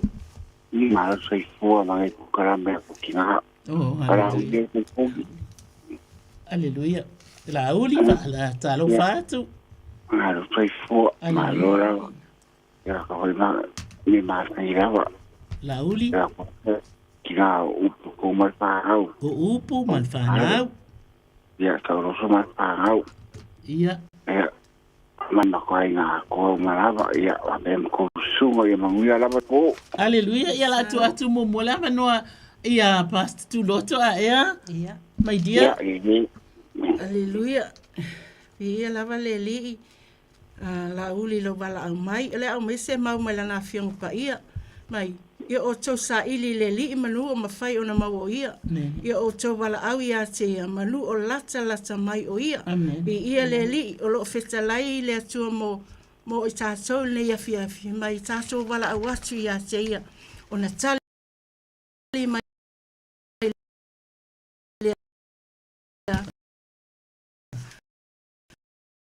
ma faali tamai o i lo fina ngalo i le laulangi pe o na whai langi tama tu ina atu i lau fio mana onga lo atali i a la auli ua nau mai o ia i ati oi ua bala au mai o ia i ati oi ua wana i lo o lo o soifua le atua e o mea umalava tu ina atu ai mana onga lo atali i le wha amalo longa i totono le ainga i ate ia maletina i a lili e le ngata fo i lea o na tua whawhine o whanau ua mato siti atu i ati oi mea umawana e fetalai a whai mato te o le ase mei loingoa e te whai alava ta maa wha malolo i le ta maa maletina le ngata i lea le nofu a alo wha manuia i le whanau i awa onga wha manuia i le whanau i awa onga i ngā luenga lo mato ta maa wha manuia fo i tustono le ainga i lona nau mai i a te peo na nau le aila i vai tafe e wha pena le nau le nei ta maa i a te o e tu ina atu ai lona ainga le wha malolonga mamana pa i atu pa ifo i a te ia wha malolo i le tino ai sili le nganga e au na tua i ati o e tama i lau suafa Yesu. Amen. Amen. Glory to God. Hallelujah. Oita. Ia faso i fua. Hallelujah. Whaatalo whātu, sau no mai. Ia whaatalo whātu ia te ulua whatua. Hallelujah. Talo ia vi ia le tua oka. Ma na yor fa maro si de fias. Glory to God. Ia lava le tua i pere te uba o whaia. Amen. Ia wa o suiva ia o lua le tua. E te fo ia fias ia. Wiri e tuoio. Ma da oga ba sani a lo matua. Wa ba tua wa i ti rafa ia e te ravole. Fa maro si mai o tu fa ia le tua. Ia ma no futa talo pea na va pea. Si au whāna ue ma mau mai na tala tabai, ma tō ai ka ubala, ia mai so tōnu al matu kare tia, ta ele tūgal whāsia gaiga, ta māma tina ma tūal o mō whefto ta iga, ia ele o ato tō whona tō mānos, na o mia se tāno mo i nātou, se au whāna ue o ngā rue, o le ngā rue ngā rea tua. Ia o mana o ngā māsani ai lea, vai aso, pane vai aso, whamone mōre talo sang. Hallelujah. Ma lo lava whaafitai. Ia tātou o pia ile whinangalo pitusi pa ia le nea fiafi. Ma o mai wha isa wha malo si au mo tātou a tina. Ole Iakopo mo mua alo na mata upo e lima alo wha ipusi fumal tolu o wha pia mai. O tinga ina ia so to ina tatalo ia. O fia ea se tasi ina pese ia. Wa mai e so auto ina amia tuia itoia inole ekalesia. Amen.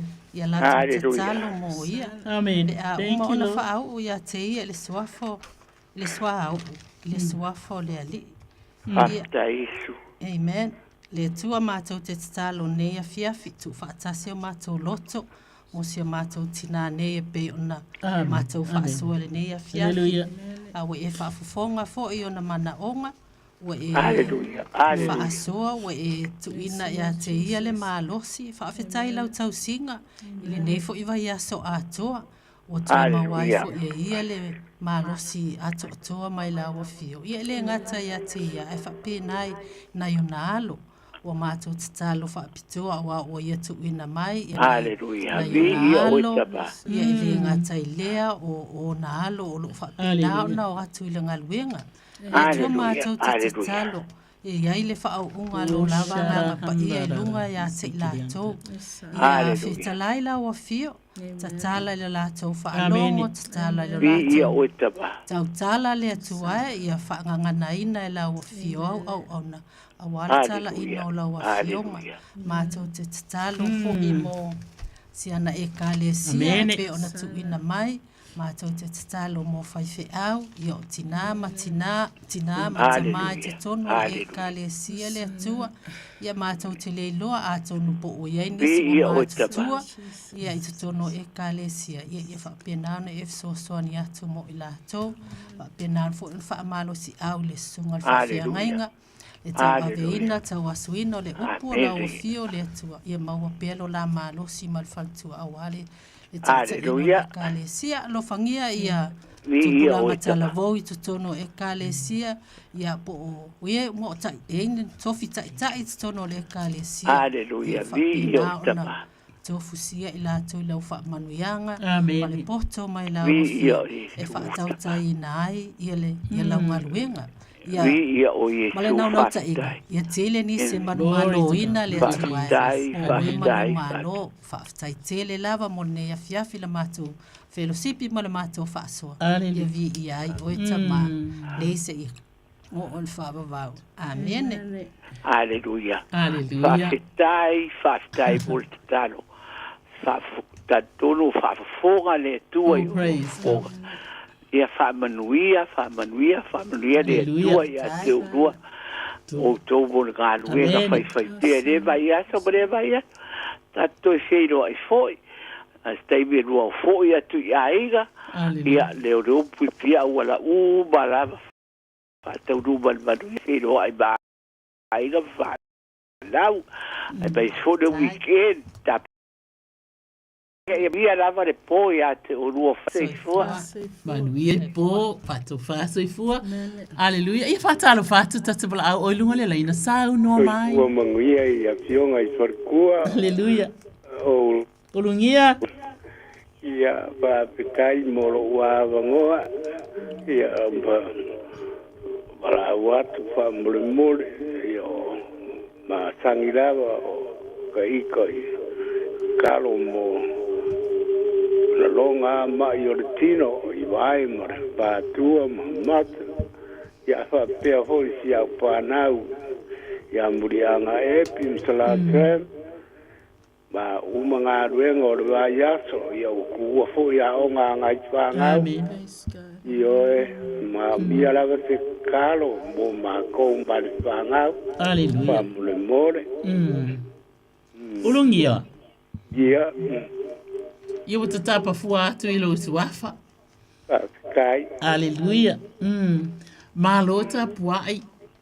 Malota talo uai e ta tonu ti ngā lava ona langona foi e lau sunga ia po lau fionga foi le tele o ti ngā o le tino. Ia awa le avea lea mamea e ta punia ai le tua le fai tutoa e te vala au mai ai.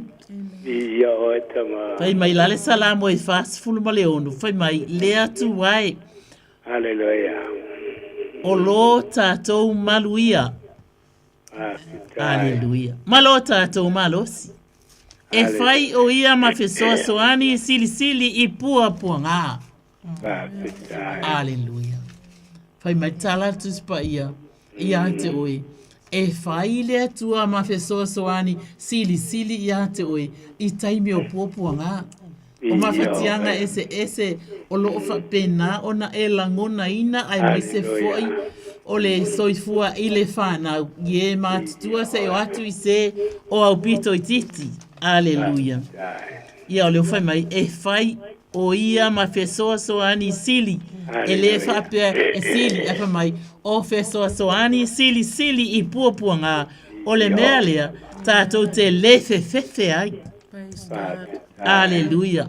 E se lele o le atua. Amen.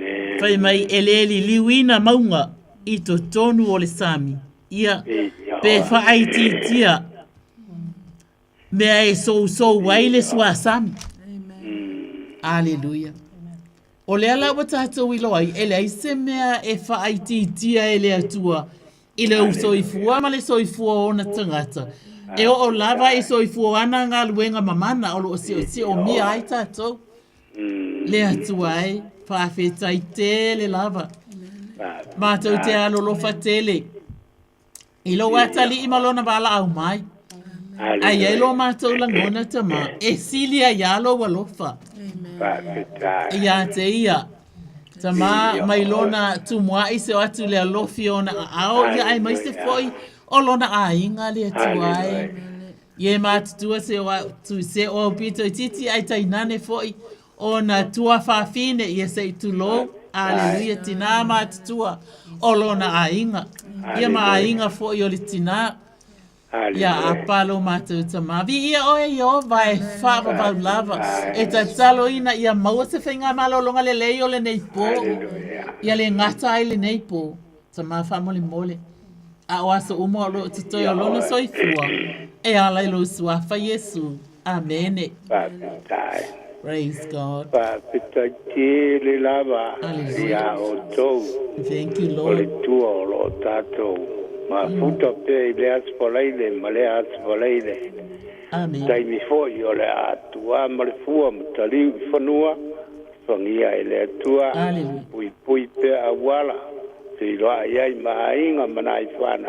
Amen. Whawhetai kele. Hallelujah. Soifua ia. Soifua ngia. Soifua. Hallelujah. Ia whaatalo whatu tatu pala aulunga le laina. Hallelujah. Praise God. Ia te tonu, ia te trai mai lau wala au. Ia au tunatu I mai tai lea. O me tā iwa ia mo se isi a tātou talo o tu atu ele tu elo loto. Amen. Hallelujah. Praise the Lord. Salo whapitoa mo tangata mātutua. Hallelujah. Praise the Lord. Tangata o lo I tono whale mai. O raise home o ainga. Ia talo e nea fiafi. Le whaalinga lusu mai tasi whai upe ono. Ua whetalai mai fo o ia ia tiau. Ua uma ona whai. O au o le alefa ma le omeka. O le amatanga ma le ngataanga. O le mua ma le muli. O le ua fia inu. O te fo ina fuatu ia te ia ai le puna o le vaiola. Mai o tō uma o e fia inu. O maia I le vai. A toa ma o tō ua le ai ni tupe. E whaatau wai. Aleluia. I nā whaatau ia le waina. Ma le sua susu. A le ai se tupe. E le ai fo se tau e whaatau wai. Wa wheta lai le nganga o le atua mo I tātou le nea fiafi. Whai mai a le ai se tupe le ai fo se. Me e whaatau wai. E ave fua o wa o ai. O Yesu Keriso o I o le vai o le ola. O ia tātou te malolo ai. Tātou te talo. Le tualo mātou te mātou te vi ia ma whaane ne ina lo suafa. Wai ati oi lava le vi inga ma le whaane tanga. Tu ina atu ta mā I lau wafio lau whanau. Ua mātou tualo lātou soifua. Tu ina atu I ati oi mātou te wala au le mana o lau whamalo longa. Pa I atu, pa I ane, pa ifo. Whaonga ina I lātou le toto Yesu Keriso e whapena o na sausau ina ai mea no nofo ai. O hafo I mea whaonga ina. Mātou te tatalo I le mana o lau wafio pa I atu pa ifo I ate I lātou. Whaonga ina le toto Yesu Keriso le toto na maliu mai lungo kare varia. E whapea na whamamama, whamangalo ina ai mātou. Whamanuia, whamalolo I lau whanau e whetalai o tō mai ate au. O tō ume mawhatia o tō uma e tinga ina mawhatia venga. O au fo e malolo ai o tō. Ia o tō wamoina la uama ma ia o tō whaoa I ate au. O au leanga malu ma le loto maua lalo. O na maua le o tō le malo longa mo tō wanganga. O ai avenga o fia la uamo. O la wavenga fo e mama ia. I le suafa Yesu Keriso. Amen e mamene. Hallelujah. Hallelujah. Ia tunatu. Ia walesi ia mo se sia tātou talo I ta tonu lava o lo whaafonga mai I lātou. Hallelujah. Mantu ai fu nea fiafi ia whai ngā pālota whai tū mālo I nei New Zealand. Hallelujah. Le ngā tailea ia sia tātou mālo fu I Samoa. Mene, amene. Ia whai ngā pālota ai mol whaawa wina pia. Ia le atualo mātou ta mātou te talo nea fiafi. Tu ina atu pia ia whainga pālota, tamu whainga o le tutono o le mātou nei fo i atunu mātou tena no foai, i pālota wha i tu mālo, le atua mātou te talo, e wha pēnā o na sa ili pē mō nisi iai le toa, iai fo le matau i lau fio, na ia mawhai o na tutu mai, ia mawhai fo i o na iai so lātou leo i tutono o upu whai ale nei fo i mālo, o mātou tau o lo mātou atunu, mātou te nofo ai, ia e wha manuia atu ia te lātou, wha manuia i le i tu mālo taitasi, a wale lātou whai ngā whiliwhilinga. Ia mātou te mantua whapitoa e fo le nei mālo ni usila, a mātou o iai, mai lava le pāle mia, se i o i kabineta, tangata umolo i tutono o le palemene, ia le atua wha mole mātou te tatalo e moni lava. Te le lava le whiwesi ai, ai mātou te tuli vai pēlo mātou. Mātou ina atu i lātou wa o la mātou matawha ioile na e tu ina mai. Mātou te tatalo mō mātou tatai. Ia e wha manui atu ia te lātou. Ia iai fo ile matau lo mātou atua. I upu whai mālo, ina ia mawhai o na maua le poto mai la o fio. A wale tau tai ino ne nei atu no mātou te fio lai foai. Ia mātou te to manga atu fo ila o fio, tu ina atu Samoa, si atu no whapelpele ia te mātou.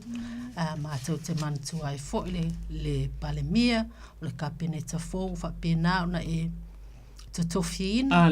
Ia ma pale mene le atu ai fesoasoani atu ia i lātou mātou te ilua. I le ai lava se poto o tangata nei, o tangata se i vanga nāla wa fio mātou te tatalo i nai. I whapena ona e fesoasoani atu mo Samoa. Tu mau pēr le whaawai ia te oe, maua le mata olo atu nuu i la wa fio mātou te tatalo ia lango ina ai e o e to fina a wale whainga palo a wale whainga malo mātou te mana tua fo i sa tutu mai tofi o wha pēnā o na maua fo i taimi malo lo ai mātou te whaafetai a whaapitoa ai la wa fio no lātou ngaluenga ma le lātou tautua mo Samoa ia ua fo ine i tu la fo ai ia tu mau pelo lātou nau e whaia ia mawhauwhaunga le lei a wale atina e no si mātou mālo so soni atu Samoa le atua ia te ai pēlau whaamanuianga i lungo si a mātou atu no a ua te tu la foha ia te lātou le atua a mātou tau whai te talo matu ina atua i lau fio whaaftai le atua no losu wafa Yesu Amen. Aleluia. Whaaftai te le lava mo le te talo mātou ngō fie ia ai o te vai atu lepe tau saus tātou walau ai awhai ale ai ia vi i alo tātou watua ia o tātou te talo atu mo i lātou o lo whapina ona iese lo to popole i lona soifua ia po te tono fo i ole ainga aleluia ia ni mea o whapina ona tau pole vale ai aleluia praise God. Te lotu. Pai matala tu spaia. Lea tuai. Ua matua sili o mana tunatu. Ona au ngā ia te au. Ia te au, ia te oe, ia i tātou uma.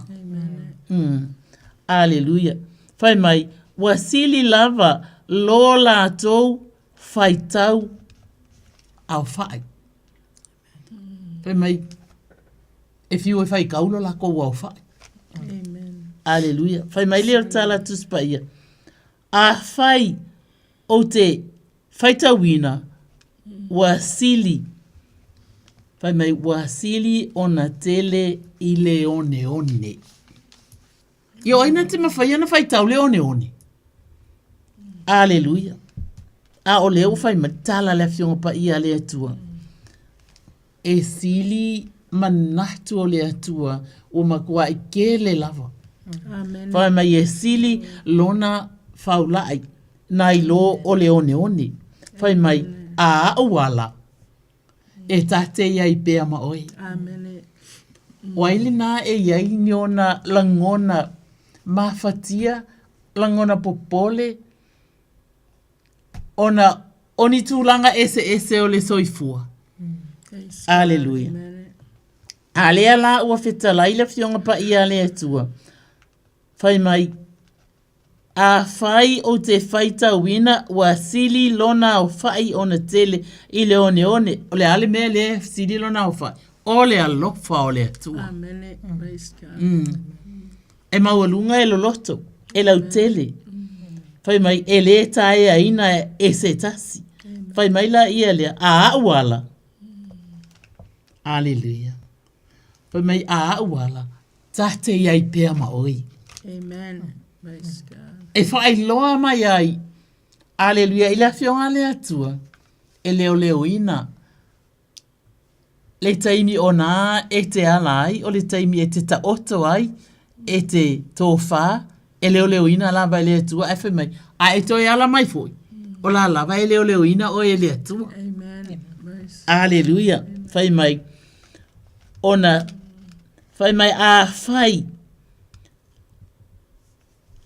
E whaita wina, e sili lona tele i le one a hauala, tate iai pēa maoe. E whai loa mai ai tātou, lea tua na te le tu lafua ina, o ai lava lea, o whaafongafonga mai, o ieiso na manaonga, ma whatianga ese. Hallelujah. Te loa. I want to let you know, e alofa lea tua ia te oe. Hallelujah. E alofa fo i lea tua ia i mātou, e alofa lea tua i ye o mamau, mai e o lata mai. Amen. E alofa lea atua i le Radio Samoa. Amen. E alofa fo i le atua i le li i whaasala lau malana ngaluenga whai i le afi, ma le afi. Aleluia. Mātou te fia i fo i e te talo ina mō sau. Amen. Aleluia. Lana ngaluenga ina ia whaatamau a inga ina tili pe o ia e le ngata. Aleluia. I le ngangana o le whaasamoa a ia whaapena o na whaatupu te le ina alona poto i le ngangana o le upua le atua. Amen. Ave ai o ia mali i whaamalosi le lei, ave ai o ia matama le lei, ave ai o ia matama le lei. Aleluia. E whaapena le atua o na ngalue ina. Tō sina mai se nganga e tō sina atu i ate oelo mātou utua. Whaafitai e ia te ia le nganga whaafia loto. Amen. Praise God. Hallelujah. E whaafia atu loto tangata i ate oe wa i oe o le fia o le atu olo tātou malo sile. Amen. I alo mātou tamapa i aele suafa manu malo Yesu Keriso. E tu ina atu ai fo ina ia e anga le li pule maritama i putai pule o le nei ala leo. Amen. Praise God. Ia lui maane, ia ai maise o alii matamai tai whaasala lau umalava. Ele suafa manu malo Yesu Keriso. Ele ngata foi lea. E to atele ia tama alii ele ngata i lea o alii matamai tai whaife au. Amen. I le aso ma le aso o lo o mata o longo mai ai. Ia avea pele ne ia la leo. O se tau longo. Aleluia. I le soifua whaale nganga o tangata awa ele ngata i le nei atunu o New Zealand. A o atunu mamau. O le lalolangi. Aleluia. E o fo isi o tato atunu i Samoa. Whaftai ai le lo mata watua. I le mana o la wafio e ngalue ina mea umalava. Mo le lei o tangata. Ai mai se foi. O e alo lofa atu i ate. Oi. Ia whaafitai tele lava Yesu. Amen. Praise God. Hallelujah. Ia. Whatalo whātu tatou laina. Alo lofa ma. Ia taitono lawa sauli wala au a sau. Oh yeah, praise God. Ia tu loto. Tu inatu. Whapenana. O lai whaalongo mai e taitonu. O lai whaalongo mai. Ia tatou tatalo o lo whai atu. Ile atua. Moona tangata. Amen. Amen. Aleluia. Le tusa le apostolo Paulo, Filipe whawhai upe ono. Whai mai awane i popole o tau i se mea tasi. A ia whailo aso o tau mana o i mea umalava i le asua i sasalo. Le whaasonga aso ma le whaafsai. I aini se o lo popole, i aini se o whaapenao na wheme mea i walei ni supe songi ai pili. Po a foi ni me tonu a inga. Tonu una mia le tupe wa feta laila vale tu ala yana fiong pa ia le Filipi fa fa u pues full maleva. Mai a olo ua tua e wha atoa ia te o tau mea umalava tau te matiti vai e tusa ma le whaulai o lona lava vi inga ia Yesu ke riso. Aleluia. Lo mātou tamai o ile langi, ia pa ia lava lo suafa ia o mai lo malo, ia whaia lo finangalo ile lalo langi e peo na whaia le langi. Mātou te tu ina atu ni a inga o lo fe mea ile nei taimi, ua le lava le whaasoa, le ai fo se tupe whaatau ai me ai tamaiti, i la tau fo i o lo nofo solo i lungo au ala tama. Wa e feta lai e ala i lau apostolo o Paulo, a o lo watua e whaatua ia te o tau mea tau te matiti vai e tusa ma le whaulai o lona lava vi inga ia Yesu Keriso ma tau te wala au le mana i le mana o oi o le atua whaiva venga le atua te manao le atua milionea oi o le langi ma le lalolangi ma lalo ifo le lalolangi ta ma o lo fia maua le lau whanau le sosoani ma tau te wala au le mana o oi o le atua whaiva venga le atua tali manao o le atua oi o mea uma le langi ma le lalolangi ma lalo ifo le lalolangi e ai e se me whainga tai lau fio ua mātou tu ina atu lau whanau o lo fia maua se fesosoani le nei taimi fo a iati o lātou lima me o lo fia mana mia wa we festa lai aleluia i le Yeremia tolu fai upe tolu bala au mai a te au ona o tali atu lea ma o whaali atu o mea te tele ma le whainga tā o mea tau te lei loa a o mea i o saunia mo lau whanau e alolofa mai a te au le suafa Yesu Keriso. Amen. Amen. Aleluia. Ia vi ele tua e tatu. Te foni ia bala au mai ai se fa pena na talo atu ia ai ngata ile tonu lava o to fa fong mai ia tu na tu. Tu mai ta ia wale si aleluia. Ia mo talo foi tu na tu le nganga le tu ia te ia. Amen. Mo le nei fo iva ngol po. Aleluia. Whaftai sanga. Ko takaramana sa. Talo mo e o lo tono maotanga se ngase. Mene. Ia ame se fo ie o lo whapena na ngase i tono maota. Palawa. Ia le tatu tusi whaitau mai le fionga pa ia le atua. O le tatalo fo i e whaia e le whaatua tua. E whaaola i nai le ma. E whaatu ina fo i o ia e le ali. A whai fo i wanga sala. E whaamangalo ina ia. Amen. Tato talo i le atua. Aleluia. E moni lava ia le fionga le ali. Amen. Tato talo ia whaia pia ma le whaatua tua. Le whaola i nai le mai. Le ne ia fiafi lo mātou tamā, mātou te o atu i la o fio, mātou te si mai atu. Whaatasi mai o lo ia i tutono maota ngase. Ia i le ngata i leo tutono o maota malawa. Mātou te mantua i pesi o mātou uso ia alome. Amen. Ia le atua mātou te talo. Ia i lau wha malo o longa i lunga ia te ila. Aleluia. Tasi. Yes, tu. Mātou tutu ai whaatasi pe o lau a fionga lo mātou tua. Amen. O le si ngā mai il whaatuatu. Amen. Na whaamalo lo. Ai mātou te whaatuatu atu la i lau a fio. Ia i lau whaamalo lo ngai tutonu ia te ila tau. Po fia lava le mea o iai. Ia maua le taimi lata atu ma whaamawhana i nā atu i o lātou lotu. Mai sal pipi i atu i lau o fio. E whaapena o na awala mai ai le whaamalo longa lo mātou tamā. Tatalo foi. Mo tutonu maotanga se ngase. I fō mai. Amen. Yes, Lord. Tamaita i fō mai. Ia whapena o na maua pea le poto mai la o fio. Ina ia fisosoani atuai po atonga fitinga o mana o mia. Ia whapena o na whaasoa i fō le atuai. Ia maua ia ni le tino malosi o ni fuala au o a mame o whaonga ina lo mātou tama. Ia whapena o na iailo mana lo mātou atua. Ia wha le tonga fitinga ia sa ilia a ia lau wha malo longa i tutono nei mea o sao nia wha le lalolangi nei ia male poto ue wa etu ina ia lau poto a waa ia le wa ingo o mai lo mātou tamai peo na ia fō mai ma tamai tai fō mai whaaftai tele lava le whaaftai o maua fo ia wanoa e maua ai tonga fitinga le nei tutono le nei atu nuu mātou te iai ia whapena o na ia ila wa fio ia te ila tau te tasi mana tua fo i lome le atua e so so ni Jesus name, amen. ma walo na fa malo longa le atua i ona ao le e sila fia pa iatu pa iane le atua Jesus ia fe so so ni amen tama uso ia matou te mana tua e fo i fa pitoa le nei afi ia ngali wenga fa missionary amen yes Lord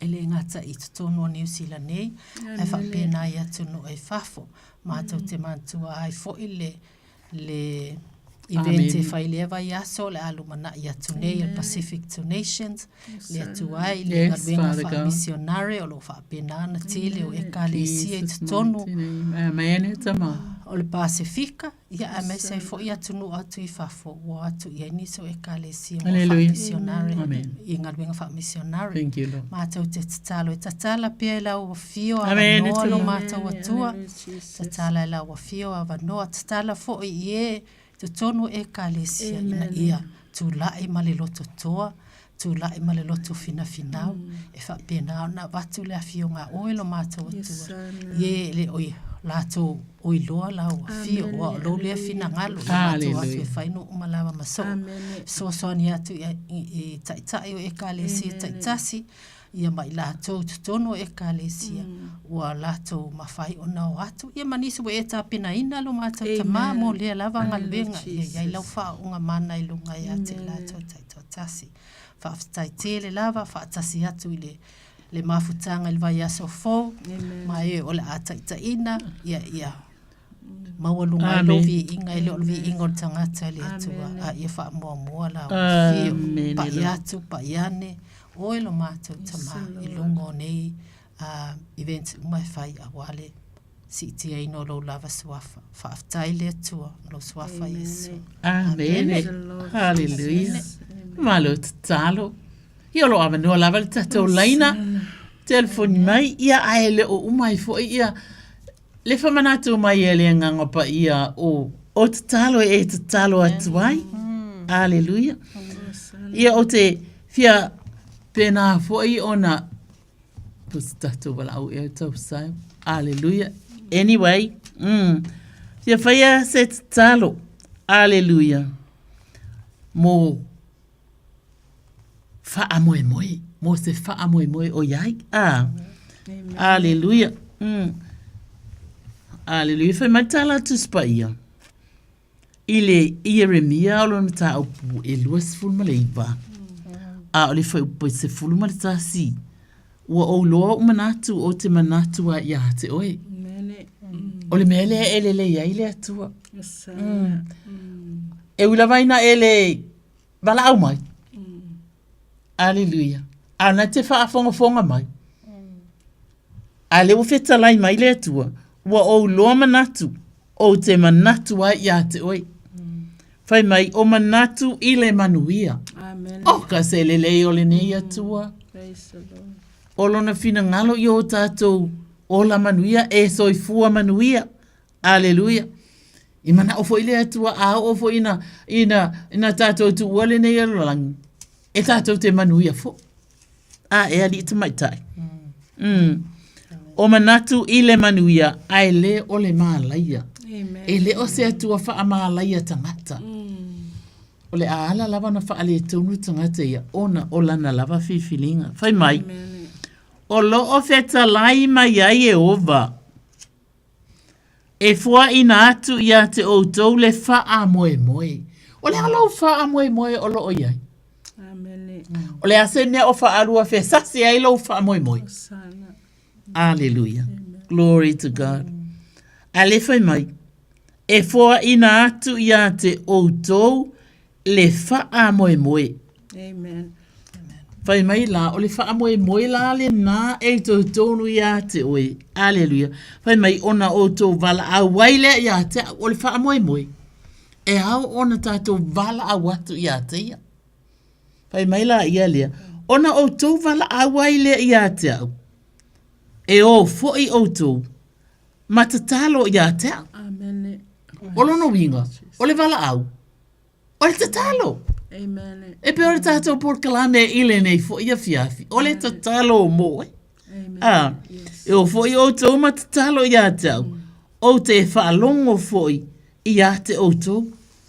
E se lelele o lo tātou watua. Hallelujah, son. Ele te i whai mai la fionga le atua. E tātou te tatalo atu. E ala na whetala i mai la na fionga tātou te tatalo atu. Ona olai whaafonga mai. Hallelujah, mai te tatalo atu. O te whaalongo foi i a te outou. Whai mai la ia e sa ili mai outou. Tau te maua. So se alu e sa ili. E maua. A e alu te aonga e sa ili lele poto e maua le poto. Ia e alu foi le maumanga e lele whainga le maumanga. Alleluia. Ia a fua mai foi le maumanga. Ia o lau sa elinga na sa whai. Amen. Alleluia. Whai mai. Pe a outou sa ili mai i a te au. Mo outou loto atua. Amen. Ai mana o mia la ele atua. Lo loto o ngā wai atu. Alleluia. Whai mai, loto atoa.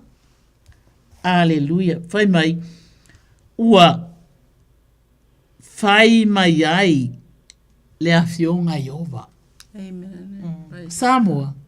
Ele o samato upo le e tau talangia. Amen. Yes, Jesus. Ai whai mai, ua feta lai mai ai le awhionga Iova. A o lena feta lai i le tamalole nei o Jeremia. Alleluia. Praise God. Le tua whaafeta i tele a e te whaamanatu mai e le ngata ia i latu o e o whaafonga mai. A o i mātou fo. E whaamalo sia i mātou. I a mātou ngā luenga i whai ma mātou tūlai atu. E au nā mō oelo mātou matai. I o mātou au nā maleiloa. Alleluia. O oeo le atua e tali mana o e whaafonga te taku. Pe a mātou sa ili atu i a te oi.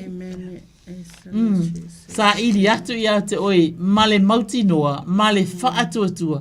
E ma whai. A wafo i o lawa fio. E ma whai ai mea uma. Alleluia. Pai mai o tō o mai ia te au o tō uma e ma whatia. Ma tinga ina i a venga. O au fo i e ma lolo ai o tō. E o lava i e ma whatia. O hale ma whatianga ese o lo o elangona ina. Alleluia. Whai mai. Ia o tau o mai uma ia te au o tau uma o e ma whatia ma tinga ina i a venga. O a u fo i e ma lolo ai o tau. Amen. Ele o sa isi. Wa feta lai tu sa o mai fo ile ali il mataisu matasi. Whai upuelu as fun malvalu. Whai me ia oto o mai ia te au oto uma e maftia matinga ina ia venga. O a u foi e ma lolo ai oto. E ma na o le atua. E ma na o Yesu. E avatu mea ia ma mawha ia te i tato. E avatu ia te ia. Ai au mai lana a venga. E ma ma. Ai avatu tato a venga ma mawha ia te ia. Whai mai ia oto ua mo ina la wamo. Alleluia. Ma ia o tau whaawa o mai ia te au leanga malu. Oh, wow. E ia ilale mea e whaawa o ia i tātou. Alleluia. Whai mai ia whaawa o atu ia te ia. O au leanga malu ma le lota o maua lalo o na maua le o tau. Wow. E makau kia le mea e maua ai. Le malolonga. Amen. E malolo le kingo. Ko e malolo le nganga. Amen. Alleluia. Ale whai mai. Ia o tau a mo ina la wamo ma ia o tau whawa o mai. Awa o au le anga malu ma le loto maua lalo. Ona maua le e o tau. O le malolonga. O tau a nganga. Awa e ave ngō fie la wamo. O la ua venga foi. E mama ia. Amen. Amen. Io ai se tasi o iai se avenga mamafa. O ai se tasi o mamafa ai ni mea i tutono le ainga. Alleluia. O ai se tasi o mamafa ai maftanga mawhanau. O uso foi. Alleluia. Amen. Lea ua feta lai mai le atua. Ia o toua moina la wamo. Ma ia o tou whaawa o mai lona winga. A whai o iaini ese ngā mani mea o lo o mawhatia ai. Ma maua whame whaawa o la ia Yesu e abe ese ina. Awe e se ina mea ngai whai ma mea mamafa. Awa ne i o whaapea o ua e thili. O ngā wa ua ke makua. Ia o alanga o ulianga o ngai o lei. Kulanga lua lei i sa fata. Hallelujah. Ai lai whai mai. Whaaoa o atu i le tua o ulianga malu. Ma le loto maua lalo. E sere ka ua o le loto maua lalo. Mai ona maua le e otou. O le malolonga o otou wanganga. Whai mai a malolola le nganga. E ave ngō fiele amu. Awa e ave ngō fiela uamu. O lau ave ngā foi. E mama ia. Praise God. Hallelujah. Whai mai lale Filipi e whawha i pusuma tōru. O te ma whaia mea umalava. I le wha losi mai o ke riso. Ia te au. Ia lufu koe ka ua mai. O ka se le lei o le nei ali whaola o Yesu ke riso. O le ua feta lai foi. Whai mai le Filipina e whasu tōru. O te ma whaia mea umalava i le wha losi mai o ke riso ia te. Amen. Hallelujah. Lea lai whai mai ai i sei e whaono whai upe wha. E o ina toia i ina. E o foi ina urusina. O a ulava o te tau ave ia te oe. O au na o whaia oe. O te wha asili sili ia te oe. Amen. E sili i le atua lana tangata na whai. Amen. Ele o se atua tu la fwai a whai lana tangata o na tu la fwai le. O le ala na tu la fwai. O na o hau lava. Amen. O na o oe lava. Hallelujah. Ia ole a pena o na tu inatu ia tu oilo matu tama o le lai. O i lava o wha fonga mai. Wha manui a tu la fio ia i lato. Ia au nei fo i taimi. Le sua wha manu malo i skariso. Ia tu inatu. Ia sa tātou te talo. Amen. Hallelujah. Praise the Lord Jesus. O tu loto le watu e wha aptoro. Hallelujah. Ia ole au te talo masia maso e kalesia manukau. Hallelujah. Ole o me se upo e tai nai so talo perfecta i sai e lima pa upo suma tasi. E fa pe foi la upo al watu ai lo ngutu. E le fo e fua mai i a tiau. Ai pe tai e fai le mea o te loto i ai. E manu ia fo le mea o te awinati i ai. I ale suafa manu malo Yesu ke riso e tu ina atu ai la mato e kale sia manu kau. Ai le ngasa i lea e kale sia umo i au kilani so se e kale sia. E tu ina atu ai la na upu ne e fiafi. Fetalai lava le tu e manu ia le mea awinati ai la na upu e le so e fo i fua mai. Ai manu ia le mea fina ngalo i ai. Tu ina atu ai fo i ale maso whawhea ngainga i a John Pasi ma le falitua i a Irasa i le ngata fo i lea o sosoani i a le Sir Robertson i a le ngata i lea no fo a tofi si a maso e kale sia malukau i a iai lau wha unga mana so staimi e tula i ai festa lai oe ai mato wha longo wha manuia si a mato e kale sia i a iai fo i le wha malo longa i a ina taitasi wha fitai lo whai wavenga i tina si a mato e kale sia tu ina atu ai fo i ansi a mafa i a iai lau wha malo longa mamana i a te ia pa i asu pa i ane lau wha malo longa o lau toto lava Yesu ke viso mato te malo lo ai ele ngasa fo i lea tu ina atu fo i le whanau ia iai se whai ngā malo longa le nei po wha manuia fo ia i la soi fe au mga luenga le whanau uma lava i tono mato e kale sia so se e kale sia ia iai lau wha manuianga iai au wha manuianga i ngā luenga le ngasa i lea o onga lo mato tama e tu ina atu ai i lau o fio mo lo mato talitonu mo lo mato whatu tua wawa e festa lai a le aiso mato whatu tua e te le fia mai e ala le suafa Yesu Keriso le li o le ola le li o le manu malo amen and amen. Hallelujah. Praise God. Amen. Hallelujah. Yeah. Jesus. Ia, o te iloa le, o whaalongolongo mai alwaenga le ele, Hallelujah. e lunga telefoni. Tolu fitu ta siba li batolu. Amen. Ia, tātou talo mantua nei fo. Ia fiafi, ia eolo, tutono whalepui pui. Hallelujah. Ia, sina upo, mai le fionga le atua e. Ia e whaia se loto i mamā mo a. Amen. Ma ia e whaafowina se loto mau i tutono ia te au. Awa e te la fo ina au, i o luma. Awa fo i e te ave se ina lo wanganga pa ia te au.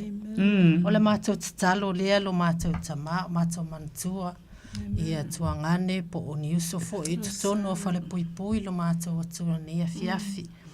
A whai o iai tutonu o nei no fuanga o no nisi o tūlanga le tua. Mātou te talo ina ia maua le loto lea. Loto lea le apa atu ia te oe. Loto lea na oe te tuina ia le loto fau lea le tuai. O oe fo i te whaia vāwenga i tutono o lātou loto. Mātou te talo ina ai. I o lātou lava i tangata ta i tu atasi le atua. Ia whaava noa le taimi mo oe. Whaava noa le taimi e wala au atua i lau fio. I tutono nei no fuanga a wawana o lau fio. Amen. Whaione ele li wina. Ma whaione ele li wina le loto po le alava le loto whaingata le atua.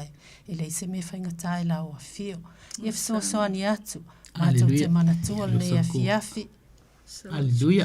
Ia nisi o le afa pena no atu stono fale pui. Amen. Ia fa au penga ina la ofio. Ia ala tua se upu le atua. Ia vi ia. Alleluia. Tama fa ftai tele lava on lo sua fa Yesu. Amen.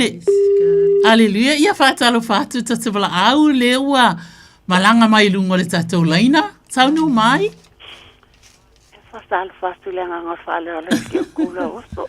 Alleluia. Malo, estoy formado. Malo. Nei me lo po. Calufai. O nei foi a fiafi. E ele a tua. Salva se foi de sunga ele. Li fa salau ya saulo su ele foi. Fa ele a tua. O le ai ma futat. O fa velabe. Foi le pe wa Sofia le sa sua tu le nga ele a tua. Fa mol ke le fia la pulunga lang. Ai pe sai. Ai pensa, eu só não sou, mas eu sou Yawalesi. Le titilo asu, le ai no, ele o titilo asu, le mafuta tu, le tati o lima fata si, el fonzalo ne. Le lo tama. Le fatal fat foi el fato ya sanga, fa per foi le sunga foi ya tu lo soi. Amen. Ya lo fitele foi el le awai mai, stasio taso uso fonzalo. Tato son mama mene lo tato ma futa uma ele lei poi alla sospele su Cristo ia faftai le sua i mea uma olvi inga man faftai foi pe ia seia ele no ona lo na lo famlonga ngale ya se uso falsua fa pe foi le to ai mi se foi ma to lo ma fusa tu fonte salo i pos fraile tai tasti ia le sua e fa mole tu ina tu mo e lumo tato fonzalo pautina me se ofanau amato foi mai foi Australia o fofuanga foi stasio fanau o man fa paina mo sa clame sa fai poi ponga fa pena fa mai na ela o me se so lua o le vi inga na foi le sua wa tonu lava ma menetina pe analise no le sua pa se leva ia lo no malo Lona mata ngofie mai se lona lo fova ai sulo sino vi ia pe o ia favau lava pa mal mole tu ina suel fonstalo te fana uma ia tu no mamao o si la fia le tu la suingoa ma tu no o au mawai pa mal mole ia fa malo longa le tu ia se la to pa manaso fo lona ngang pa ia yo la so au wane ngalo le tua fa mua le tua me uma la se faia la so se sono le ia le lo fa le ngale del masa ngo fio le tua le vai pa na fo lo ia Samoa familia le tua ia se la so au ona fo le antes se fa na lo masa uma fusa ma sunga fa fia ngai America Samoa nei vai sa sanga se la fa na na se ta so fonstalo el familia ngale so fonsanga wa ya el baptista Samoa amen praise God la for the time la wa ne to no so for ya to America Samoa el familia ngale so ya la to ma se ala na fa na lo ma so ma futa na so ya ti lo sunga ta sanga porta so ma sanga tale su lo to ma wale si se ma so kalesia na lo si la fia ma fo le mas masuol mas kalesia wa mi le sua ya fa ma fan fananga le so se ma so fa nganga pa pe fo yo na yo na lo mana ya la so fa na yo lo talo fo le po sina le aso so al malo si sina tu lo le o ma ngana a lo tonu la ma amene o ame o mo te fa mo le so fa pa ina lon so fa pele me uma ai inu masale sonu ye au wala mai fa malo longa le tua famia le tua so sa se son la sai me la tua no fo anga le tua me uma famia fo ya sau ne po famia le tua yo fa longo yo fio mau so soan le vale e le samio fa le mai fa le pui sonu ainga au wala au so pelis cristo fa pena na o se lan fa malo longa pa ya sona au lo fa mona au anga le e la so mo sino ta so mo sino o ia lava le sali o ta so manao ne po ne tele ta sala su lo ona mana onga la fa pito ele so fa pelis cristo talon wala au fa mo le so sa se tolo ne po Aleluia, aleluia. Amen, amen. Aleluia. Lei lava. Ele i umale le le ole atu. Amen. Aleluia. Amen. Ai o tala fo ia taspaia, fa mai ole sa ai maua. Amen. Amen. Ole tu ia tu tala ina mai. Yes. Lei lava. Amen. Fa mai ole vala watu. E fa fonga mai ai le tu. Amen. Amen. Ai ele tatu nunga. O le tina e te iloa ala o le atua. Amen. Aleluia. O le tina e te iloa tala noa i le atua. Yes. Awa o le atua ma e fina ngalo le atua e tala noa ma i tato. Amen. Amen. Amen. Aleluia. Sana. E le ngata ina tala noa. Ai whafofonga ma i tato. Yes. Aleluia. Aleluia. E le ngata ina whafofonga. Ai na te whaia mana o ngai e wala au atu ai. Amen. Pei ona e wala au mai o le whaamalo longa. Yes. O le whaamanuianga mo le sunga le whawhengainga. O lau e kalesia. Aleluia. Ia ma whaamawhana whananga whai pea ona o se tasi o tamā. Aleluia. O le tātou tamā whaatasi foi. Amen. Aleluia. Ma le wala uina ele atua. Ia ele ngata foi lea. O le susunga le whawhenga inga mai Amerika Samoa. Aleluia. Ma lona a inga. Aleluia. Ai o le mea matauti ai. Ele ai ama se mana o ngai lilo le silofanga le atua. Amen. Aleluia. O le atua e whaafonga tatalu. A o le ia vatua o tatou mana onga. Wale wana sila fia mai ele atua. Amen. O le mea le iei lo tātou watua. Ai mai se lawa. Ai, e silo fia ele atua le tangata e ana ia te ia. Aleluia. Pai mai la ia wala au mai. Aleluia.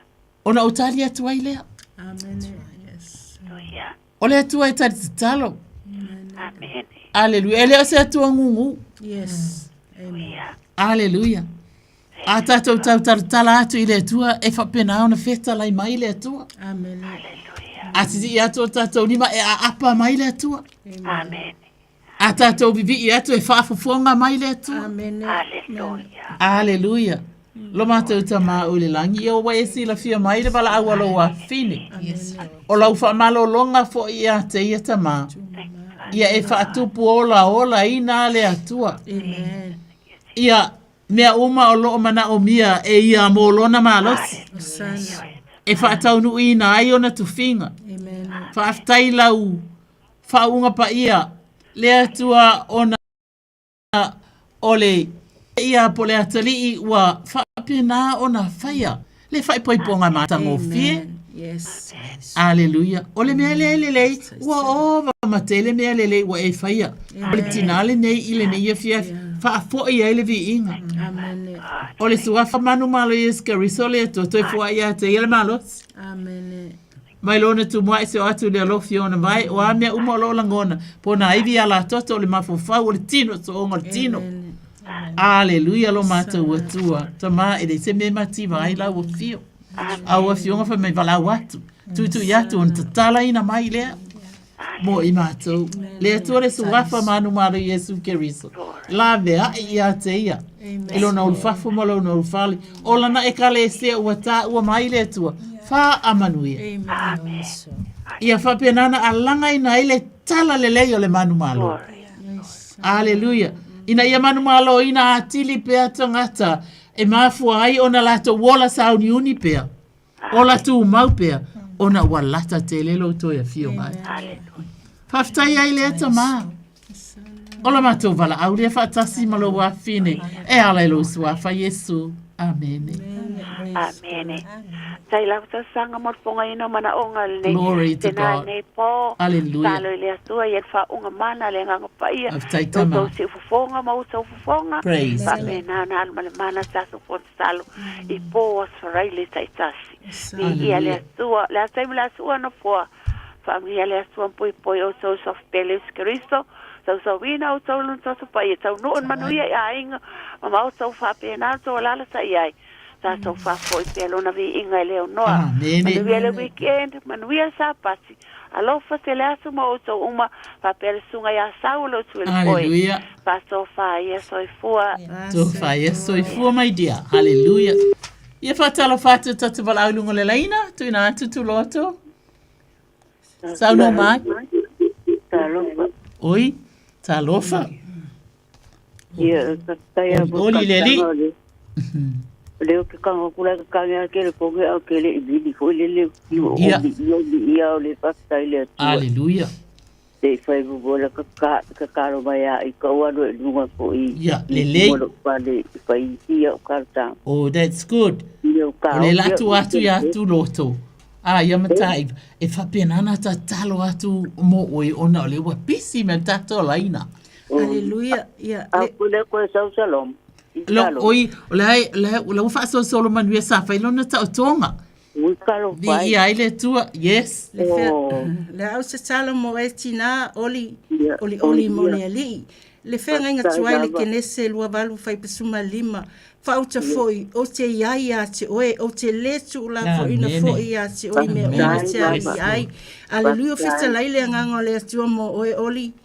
Oe o se princess malo le atua sila fie le atua lau wala au pe ona nau le ailai vai tafe fape na le nau longa nganga ia te ia. Aleluia, aleluia wa e fita lai te ma ile neitina. Aleluia ai se whaalongo ia upune e whaia ia whatu saina o ia tangata poto whaulo na whale lunga le papa tō mai wanga pesi mai matangi ai lepa ulava wau whawaina lunga le papa neitina ia oli mo le li ilo ma losi whaamanuia ia te o hani ona mananga lilo te talo I lau whamalo longa mamana pa I atu pa iale pa ifo ame whangaina o le toso Yesu Keriso o le toso le manumalo o le toso le whenga fōu e tali tonu o ia te o e ta maa whamanuia ia te ia whamanuia ele no fuaalo o hame ume mana o mia e ia lo mate o tua tiute o angelu me pelu afi to tono lo na fale sauwina lo na fale I lo toso manumalo Yesu Keriso whamanuia whamalo loi lo tumai se pa ia le lofi ona mai le vi inga ma le whamanue fo ia toi lo suafa Yesu. Amen and amen. Hallelujah. Jesus. Amen. You are the kingdom of God. Amen. You are the daughter of the kingdom.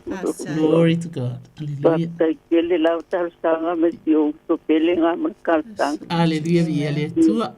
Hallelujah. Go face to face ya sanga ma shalom kele ilo leti kenge le yeah, praise God. You are the daughter of the kingdom. Hallelujah.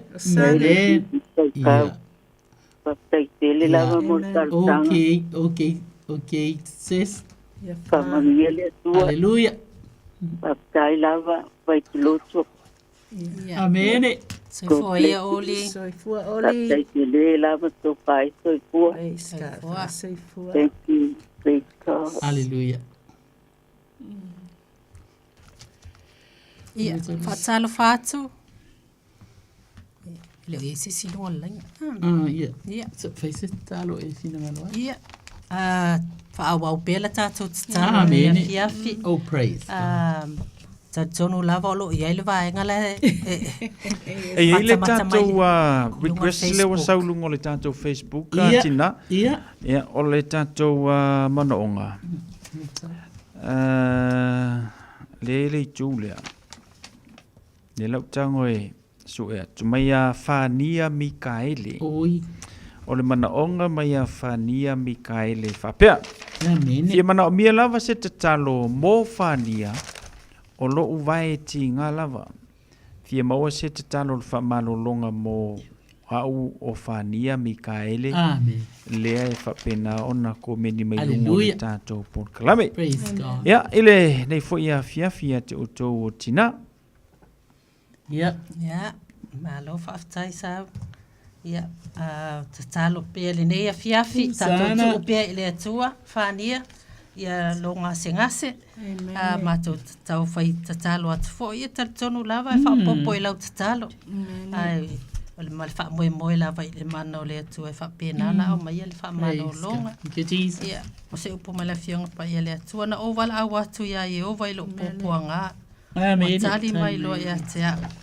Wa au mai a au i le mea e lau tele. O lo ia te au i ova. O tele fefe. Se mea e whai le tangata ia te au. Le atu ai mātou te au atu nei a fiafi, mātou te si mai whaatasi atu. Ma le tuanga nei a whānia. Ia posi o sufo. Le atu ai mātou te talo. E pe ona e whetalai. A mātou te wala au atu i taimi o poponga. E te tali mai no mātou te mā. E te au mai a fo i te tuuina i le mea e lau tele. E lau tele ina i atu mau. Ma mau wa ama tilo a tili atu ai lau a fio. Ia mai se lau polo misi wa e whai mai. Ai ui. Ia la le me fefe ai. Amen. E tu ai. Ia mātou te talo mo la au o whānia. Ia lau wa venga pa i atu. Lau wha malo longa I lunga ia te ia. Ia maua fo ilona lo totoa, lona toa I lau a fio. Ma le mauti noa. E ia lau wha malo longa lo mātou atua. Po fea fo inisi mea o sa ili ati ia se. Mea e maua mai e se wha malo longa po whale mai. Po fea lava ia wha pena na wha o ngā ina ni. Mai la au shara hambarara bisikiri anda. Ia me se ili wha malo longa lau a fio I lona loto. Malona nganga lo mātou tamale nei a fiafi. Ia whapena una e fisoso. Amen. Ia whaftai uma whaifo una ia maua mai le porkalame nei a fiafi. Mātou te tau whai te talo ai. Mātou te tau tonu. E leo ia te I mātou. Glory to God. Ike Jesus. A o lau a fio lo ia whamalo longa. Ia pa ia tu ia ia. Lau a fio ia te ia nei a fiafi. Whaftai ta mātou te mantu ai whai. Nei a fiafi lato uma lava o lo whapena na mai mo mai longa Facebook. Amen. Ile nei a fiafi ma maua mai ia le. Nei whaasala launga ia tunu e mamau. Ia fisoso ni atu ia te lato. A tonu fo ia maua le nei taimi. Mātou te mafuta ma mātou te talo whaatasi e tuai lau fio le mātou ta ma. Mātou te o e whitalai fo ia te talo le tasi mo le isi. Le mātou tal tonu fo ila lea tuai. E awala mai le leiti o ia malunga o whisota inga wha le lalolangi nei. Ia ua wha pena na whai ngō fia ai le aluatu le male mana o lau fio. Po fia lava le mea o au wai wha atasi mai ai. Nisi ni nei a fia fila mātou mawhtanga. Wha pena na ila wha manu ia ngai lunga ia te lātou taito tasi le atua. Ia mantua whapitua fo il nei a fiafi a mātou maua fo il nei taimi panga noa. Ta talo ai mo nai leo le atua e. Tu tono New Zealand. Po Samoa fo. Mātou te mantua le whainga tau le lātou. Amen. Ngaluenga. Ia fo nisi o lo whapenana tiu tele nei po. Ia pongi sama lo mamalu mai ia ti whainga tau le po. Ia mātou te talo lava le atua e tu maua te lato leo ma pui. Fia lava le mea o le awhewa iai. Ia le pui ngā lo lava ngā pa ia lunga ia te lato taito tasi. Mana tuana i o lato ainga o tutua ono lunga o ngā luenga. Ia whapena na fisosoni atu ina i o lato ainga mana i o lato whanau. Ia tu maula o fio lunga ia lato taito tasi. Whaftai tele lava tamā muna mātou. Taime mātou te talo ai fo I mōna ia li leo matamaitai leo tutono se mātou atua. Ia whapena I sa ia oe tamā nei te ia o whaavau. Amen. Amen. Alleluia. Ia le tua. Ia tu loto I se penana tu ina se malo lava. Praise the Lord. Talo. O te fia te talo mo sia tatou mo sau malana ngā luenga o lo whaia mo I tātou. O na o staimi o te sawa I ese le masa fia o le au auna. le tio fai mai o se tama le lei o lo i se tina i o na tua. O te fia se talo ai mo sauma si o na ainga.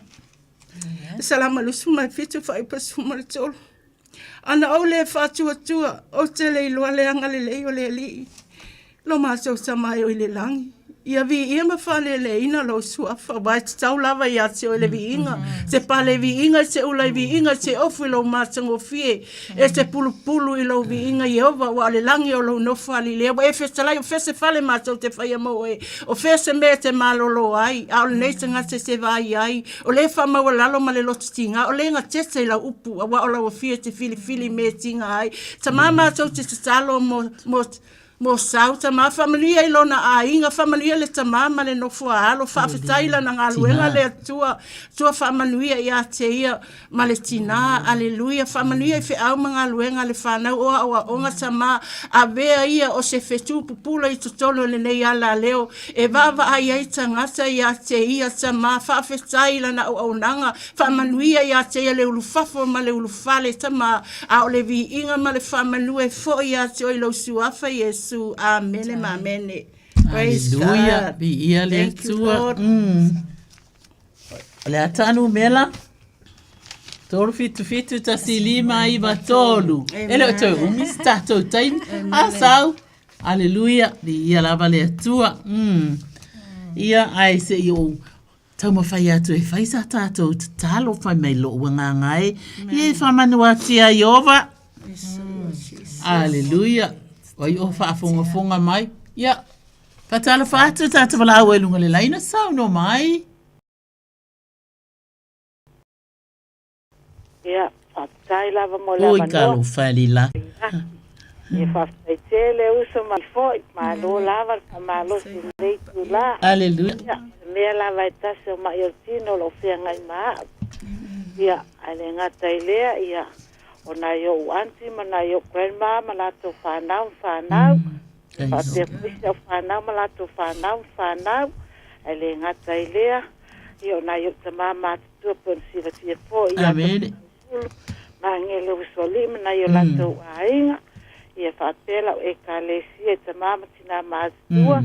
Ma ainga uma, ma na yo la to whanau. Ia whaatea po ia le. Ia sunga le paisi au mona sosan ma yo la painga. Ia ai mai se foi. Ia nai paisi au tala o mato e ka. Hallelujah. Mole. Ia masi ainga si o to lo yo na uso ma to fa fina whanau. Ma fa alo lava. Hallelujah. E laki. Ia le atua. Aftai tau longo. Ele lava se isi e ngalo I lau tala mai o se o ainga e se lo matatani se. Hallelujah. Le lei tele oe a ele laki. O le ainga o le tama. Amen. Ia o le ainga o matua. O matua o le tama. Ia o lo ainga o I iwa. O ka. Sole. Ia. Hallelujah. Ia e whawhetai ai lo tātou atua. Nā lo tau longo. Hallelujah. Ai le ngātou foi lea. Ia le ngalo ai ate. O isau e ka le sia. Ia o lea lava. Hallelujah. Ia e mātutua te o ie la iti. E whapena whananga le leile atua I whaife au tā lai o lau e ka le sia. Awa o te tali tonu ina. E mamau atu nu o nisi o whaife au o lau e ka le sia. O lo o mai e tā lai e pe o atu I whawhoi tā lai. Hallelujah.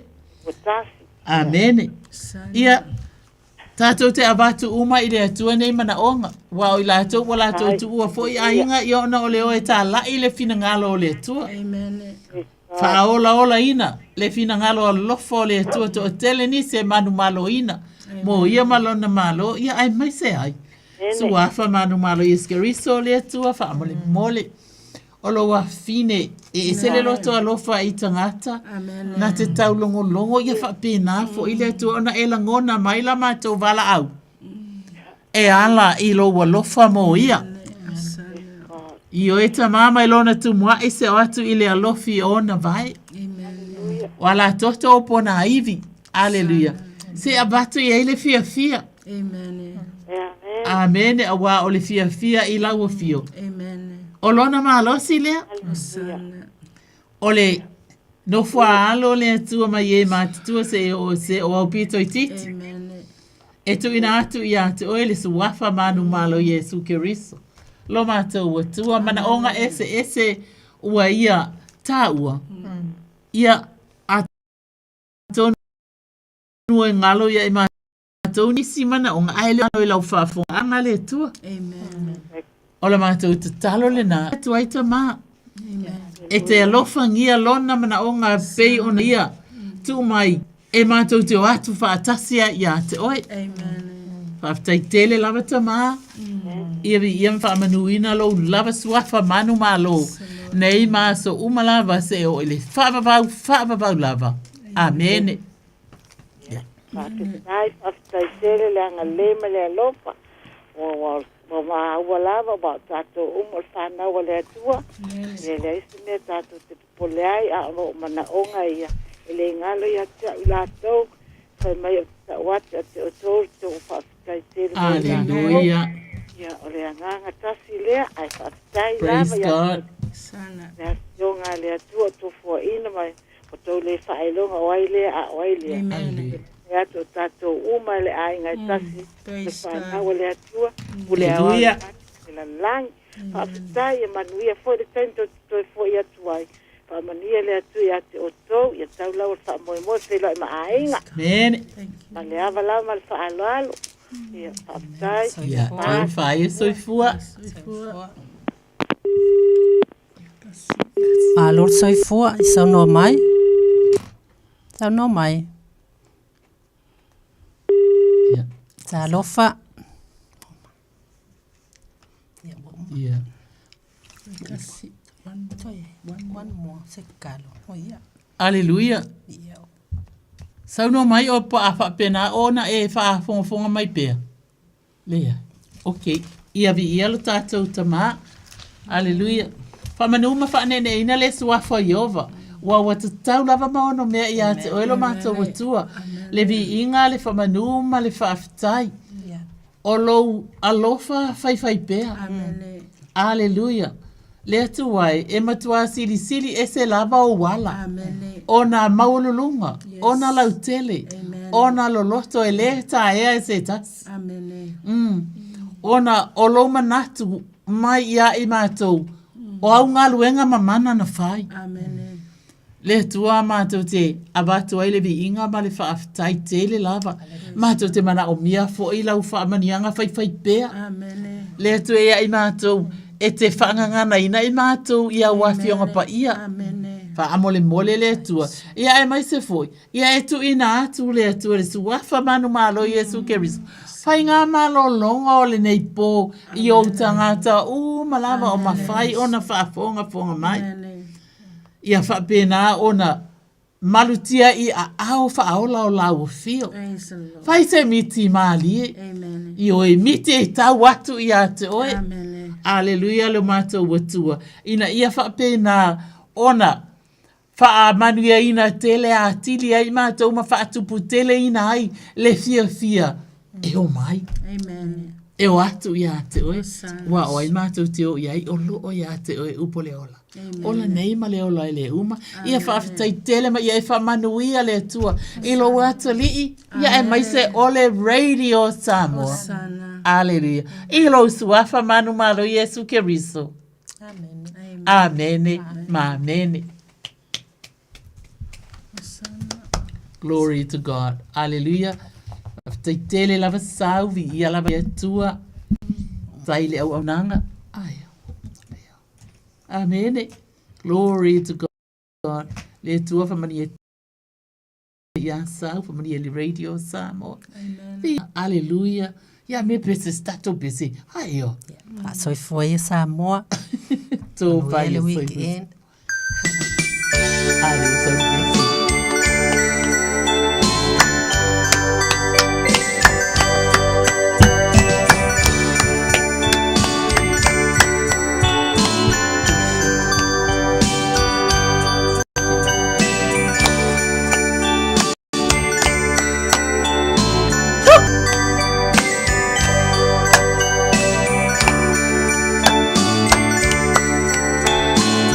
Hallelujah, Lord.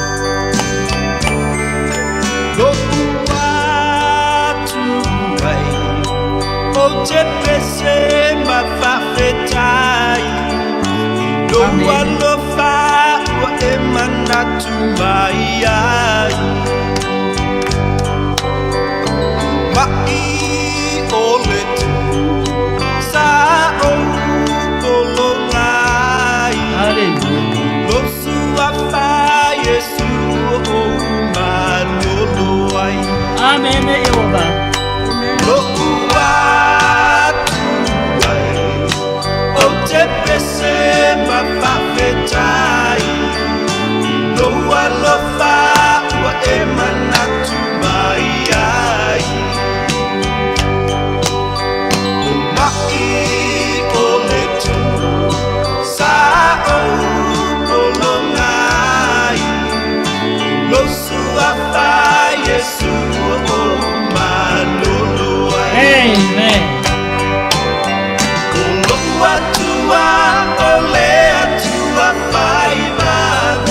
Amen, elo matou wa tua.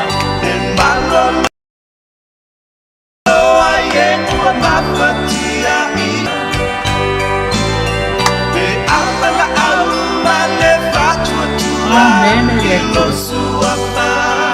Epa, ia lo isu apa yo.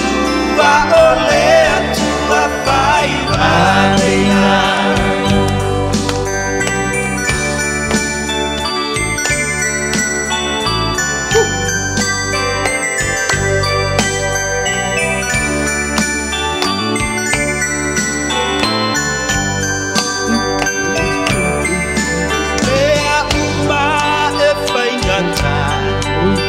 Manatu ole tangata Vai no fie pe afatu atua ilosu Amen.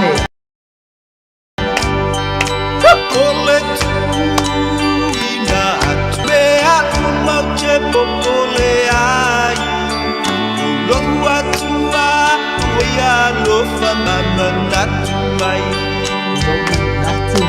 Mea Faingata Imanatu ole tangata Faino fie te afatu atu ilosu afa Ole tu inatu Lea umate popole ai Amen. Ulu atu Waya lofa mama natu mai Atua, ole atua vai na venga E malalo ai e nua mafatia I a venga E avela aula le fatu tua I lo sua fa Olo atua, ole atua vai na venga Atua, ole atua, vai va venga E malolo ai e ua mafatia I a venga E avela auma le fatu tua I lo sua fa Olo atua, ole atua, vai va venga Atua, ole atua, vai va venga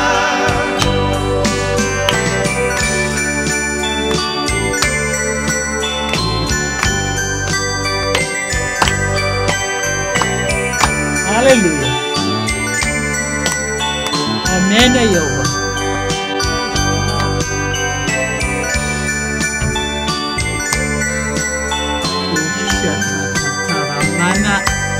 Hallelujah.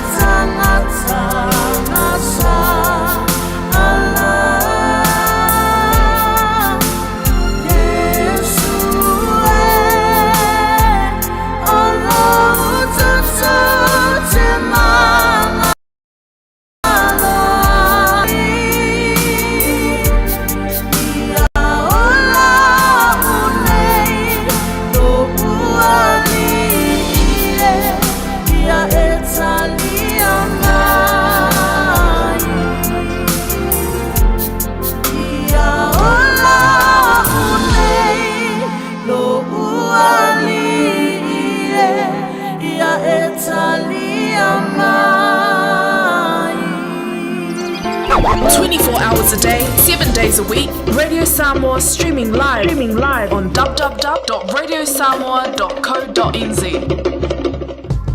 Beta Drive Doctors ile taulanga fa tau I mangele fa pea manrua o le vainga o so singa se pe amana o mia e fa tino e foi matupui pui o le fana witi o tupui pui le covid is full river mo I lato is full on tausanga malunga atu fa pea matupui pui o le flu Vala au telefoni, 255-25 mo so vano e fa tino ai nei au nanga. O fisa fo mai mangele e taftafane o McDonald. Aman rewa e taftafane o Faletusi po le Public Library. Peter Drive Doctors Clinics. O se talafia nei Samoa, wei nei se tautua ma se unanga family noto mai le company o le City Car tua tusi tasi dua lua Lincoln Road Henderson te maua iai le tele o tawa la poa band e o foi tatu tawa le laiti tania foi la tofa le tonu tongi e talafu mo le tatu cashback a mantatu lima se lausi aga ia tu le lima afe tala pe so te mai ulungia Peter Pernanto le numera all wa tasi o le walu fitu lua pe a manaumia se tawa le fau molo ainga I le tau malulu citycars.nz Radio Samoa Tasili mai batolu Amo Radio Samoa Tasili mai batolu Amo Ua tawalunga tule tautua na itina ia pe ona yeile tanto por kalame fa tulanga ino le nei vanga le fiafi ia ole na por kalame fa ona e fa fonga ia fiafi so freile ia ova ia so tasi le tautua ia le tinaya talo sanga se yuli politiu atoa le ngata foi leo le tinaya Salome Mitro Moe ia a o wei foi ma na ia tatu so soani pe na ia pasta mata Eva le au misipati ia le ngata foi lea o le tinaya Walesi Jeremia pe ona yeli tatu por kalame o le nei foi ia fiafi mo le tole fafte tele ia inaitina ona o le so soani mai le tatu por kalame fatulangaina ia fiafion so freile over ia so tasi anga le leitele le tua ia ile ola au no naitina eu lava foi na tele tuangia le ngata foi le ofe au manga luenga le mafai foi na tua le lato wala awina ia pe ona auto va mai le tanto office nei ia wala foi le tanto proclame pe ona yai anga le foi le tua le tanto tunu i lato sa maua mai ia a vanoa ia le ngata fo I leo tatu wala au pio ni ia le tatu te talo o le nei fiafi mai la tau sa mai la to request I lungo le tatu Facebook page ia a meso na ia tatu mo mana I paanga pio na mafuta mai ma tatu te talo fatasi I le tua ina ia maua le fasilinga malosi ala lea I lana fa malolonga mo I tatu uma ia o I la tau lava fo I pe ona fiangai ngase o le tino le tatu te talo na ile tua ia pa iatu pa iane on awa ngā lofa ia mafa malolo I se o mafatia ona o mai pe ona fiangai ai la tau Moses fapapongo le tatu por kalambele na ile aso Ferreile o le vai aso a saupe a tatu maulia I se ola ma se malosi mai le tua maua manatu ia o le ata urunga tua ima le tatu por kalame Felo I tātou I le asonga fua I le lofa maranga le lei o le atua. Ia, o le nei teimi, maruia fe au mga ruenga o le fai ungo le neva yasua. Maise le saulinga alotu, pe o na alotu iei tātou sau si whanua sau whaso I fuia. Sauia, ua o leilo au se mea whai. Ona o loja milo milo, aele se I tau salamai. A whai lava, ua e musu, tau vanea ilo ulu, ilo ua lofa e mafua ia taupu. Talo whailo ufia fia, o le anga tatalu o e ia, ile ma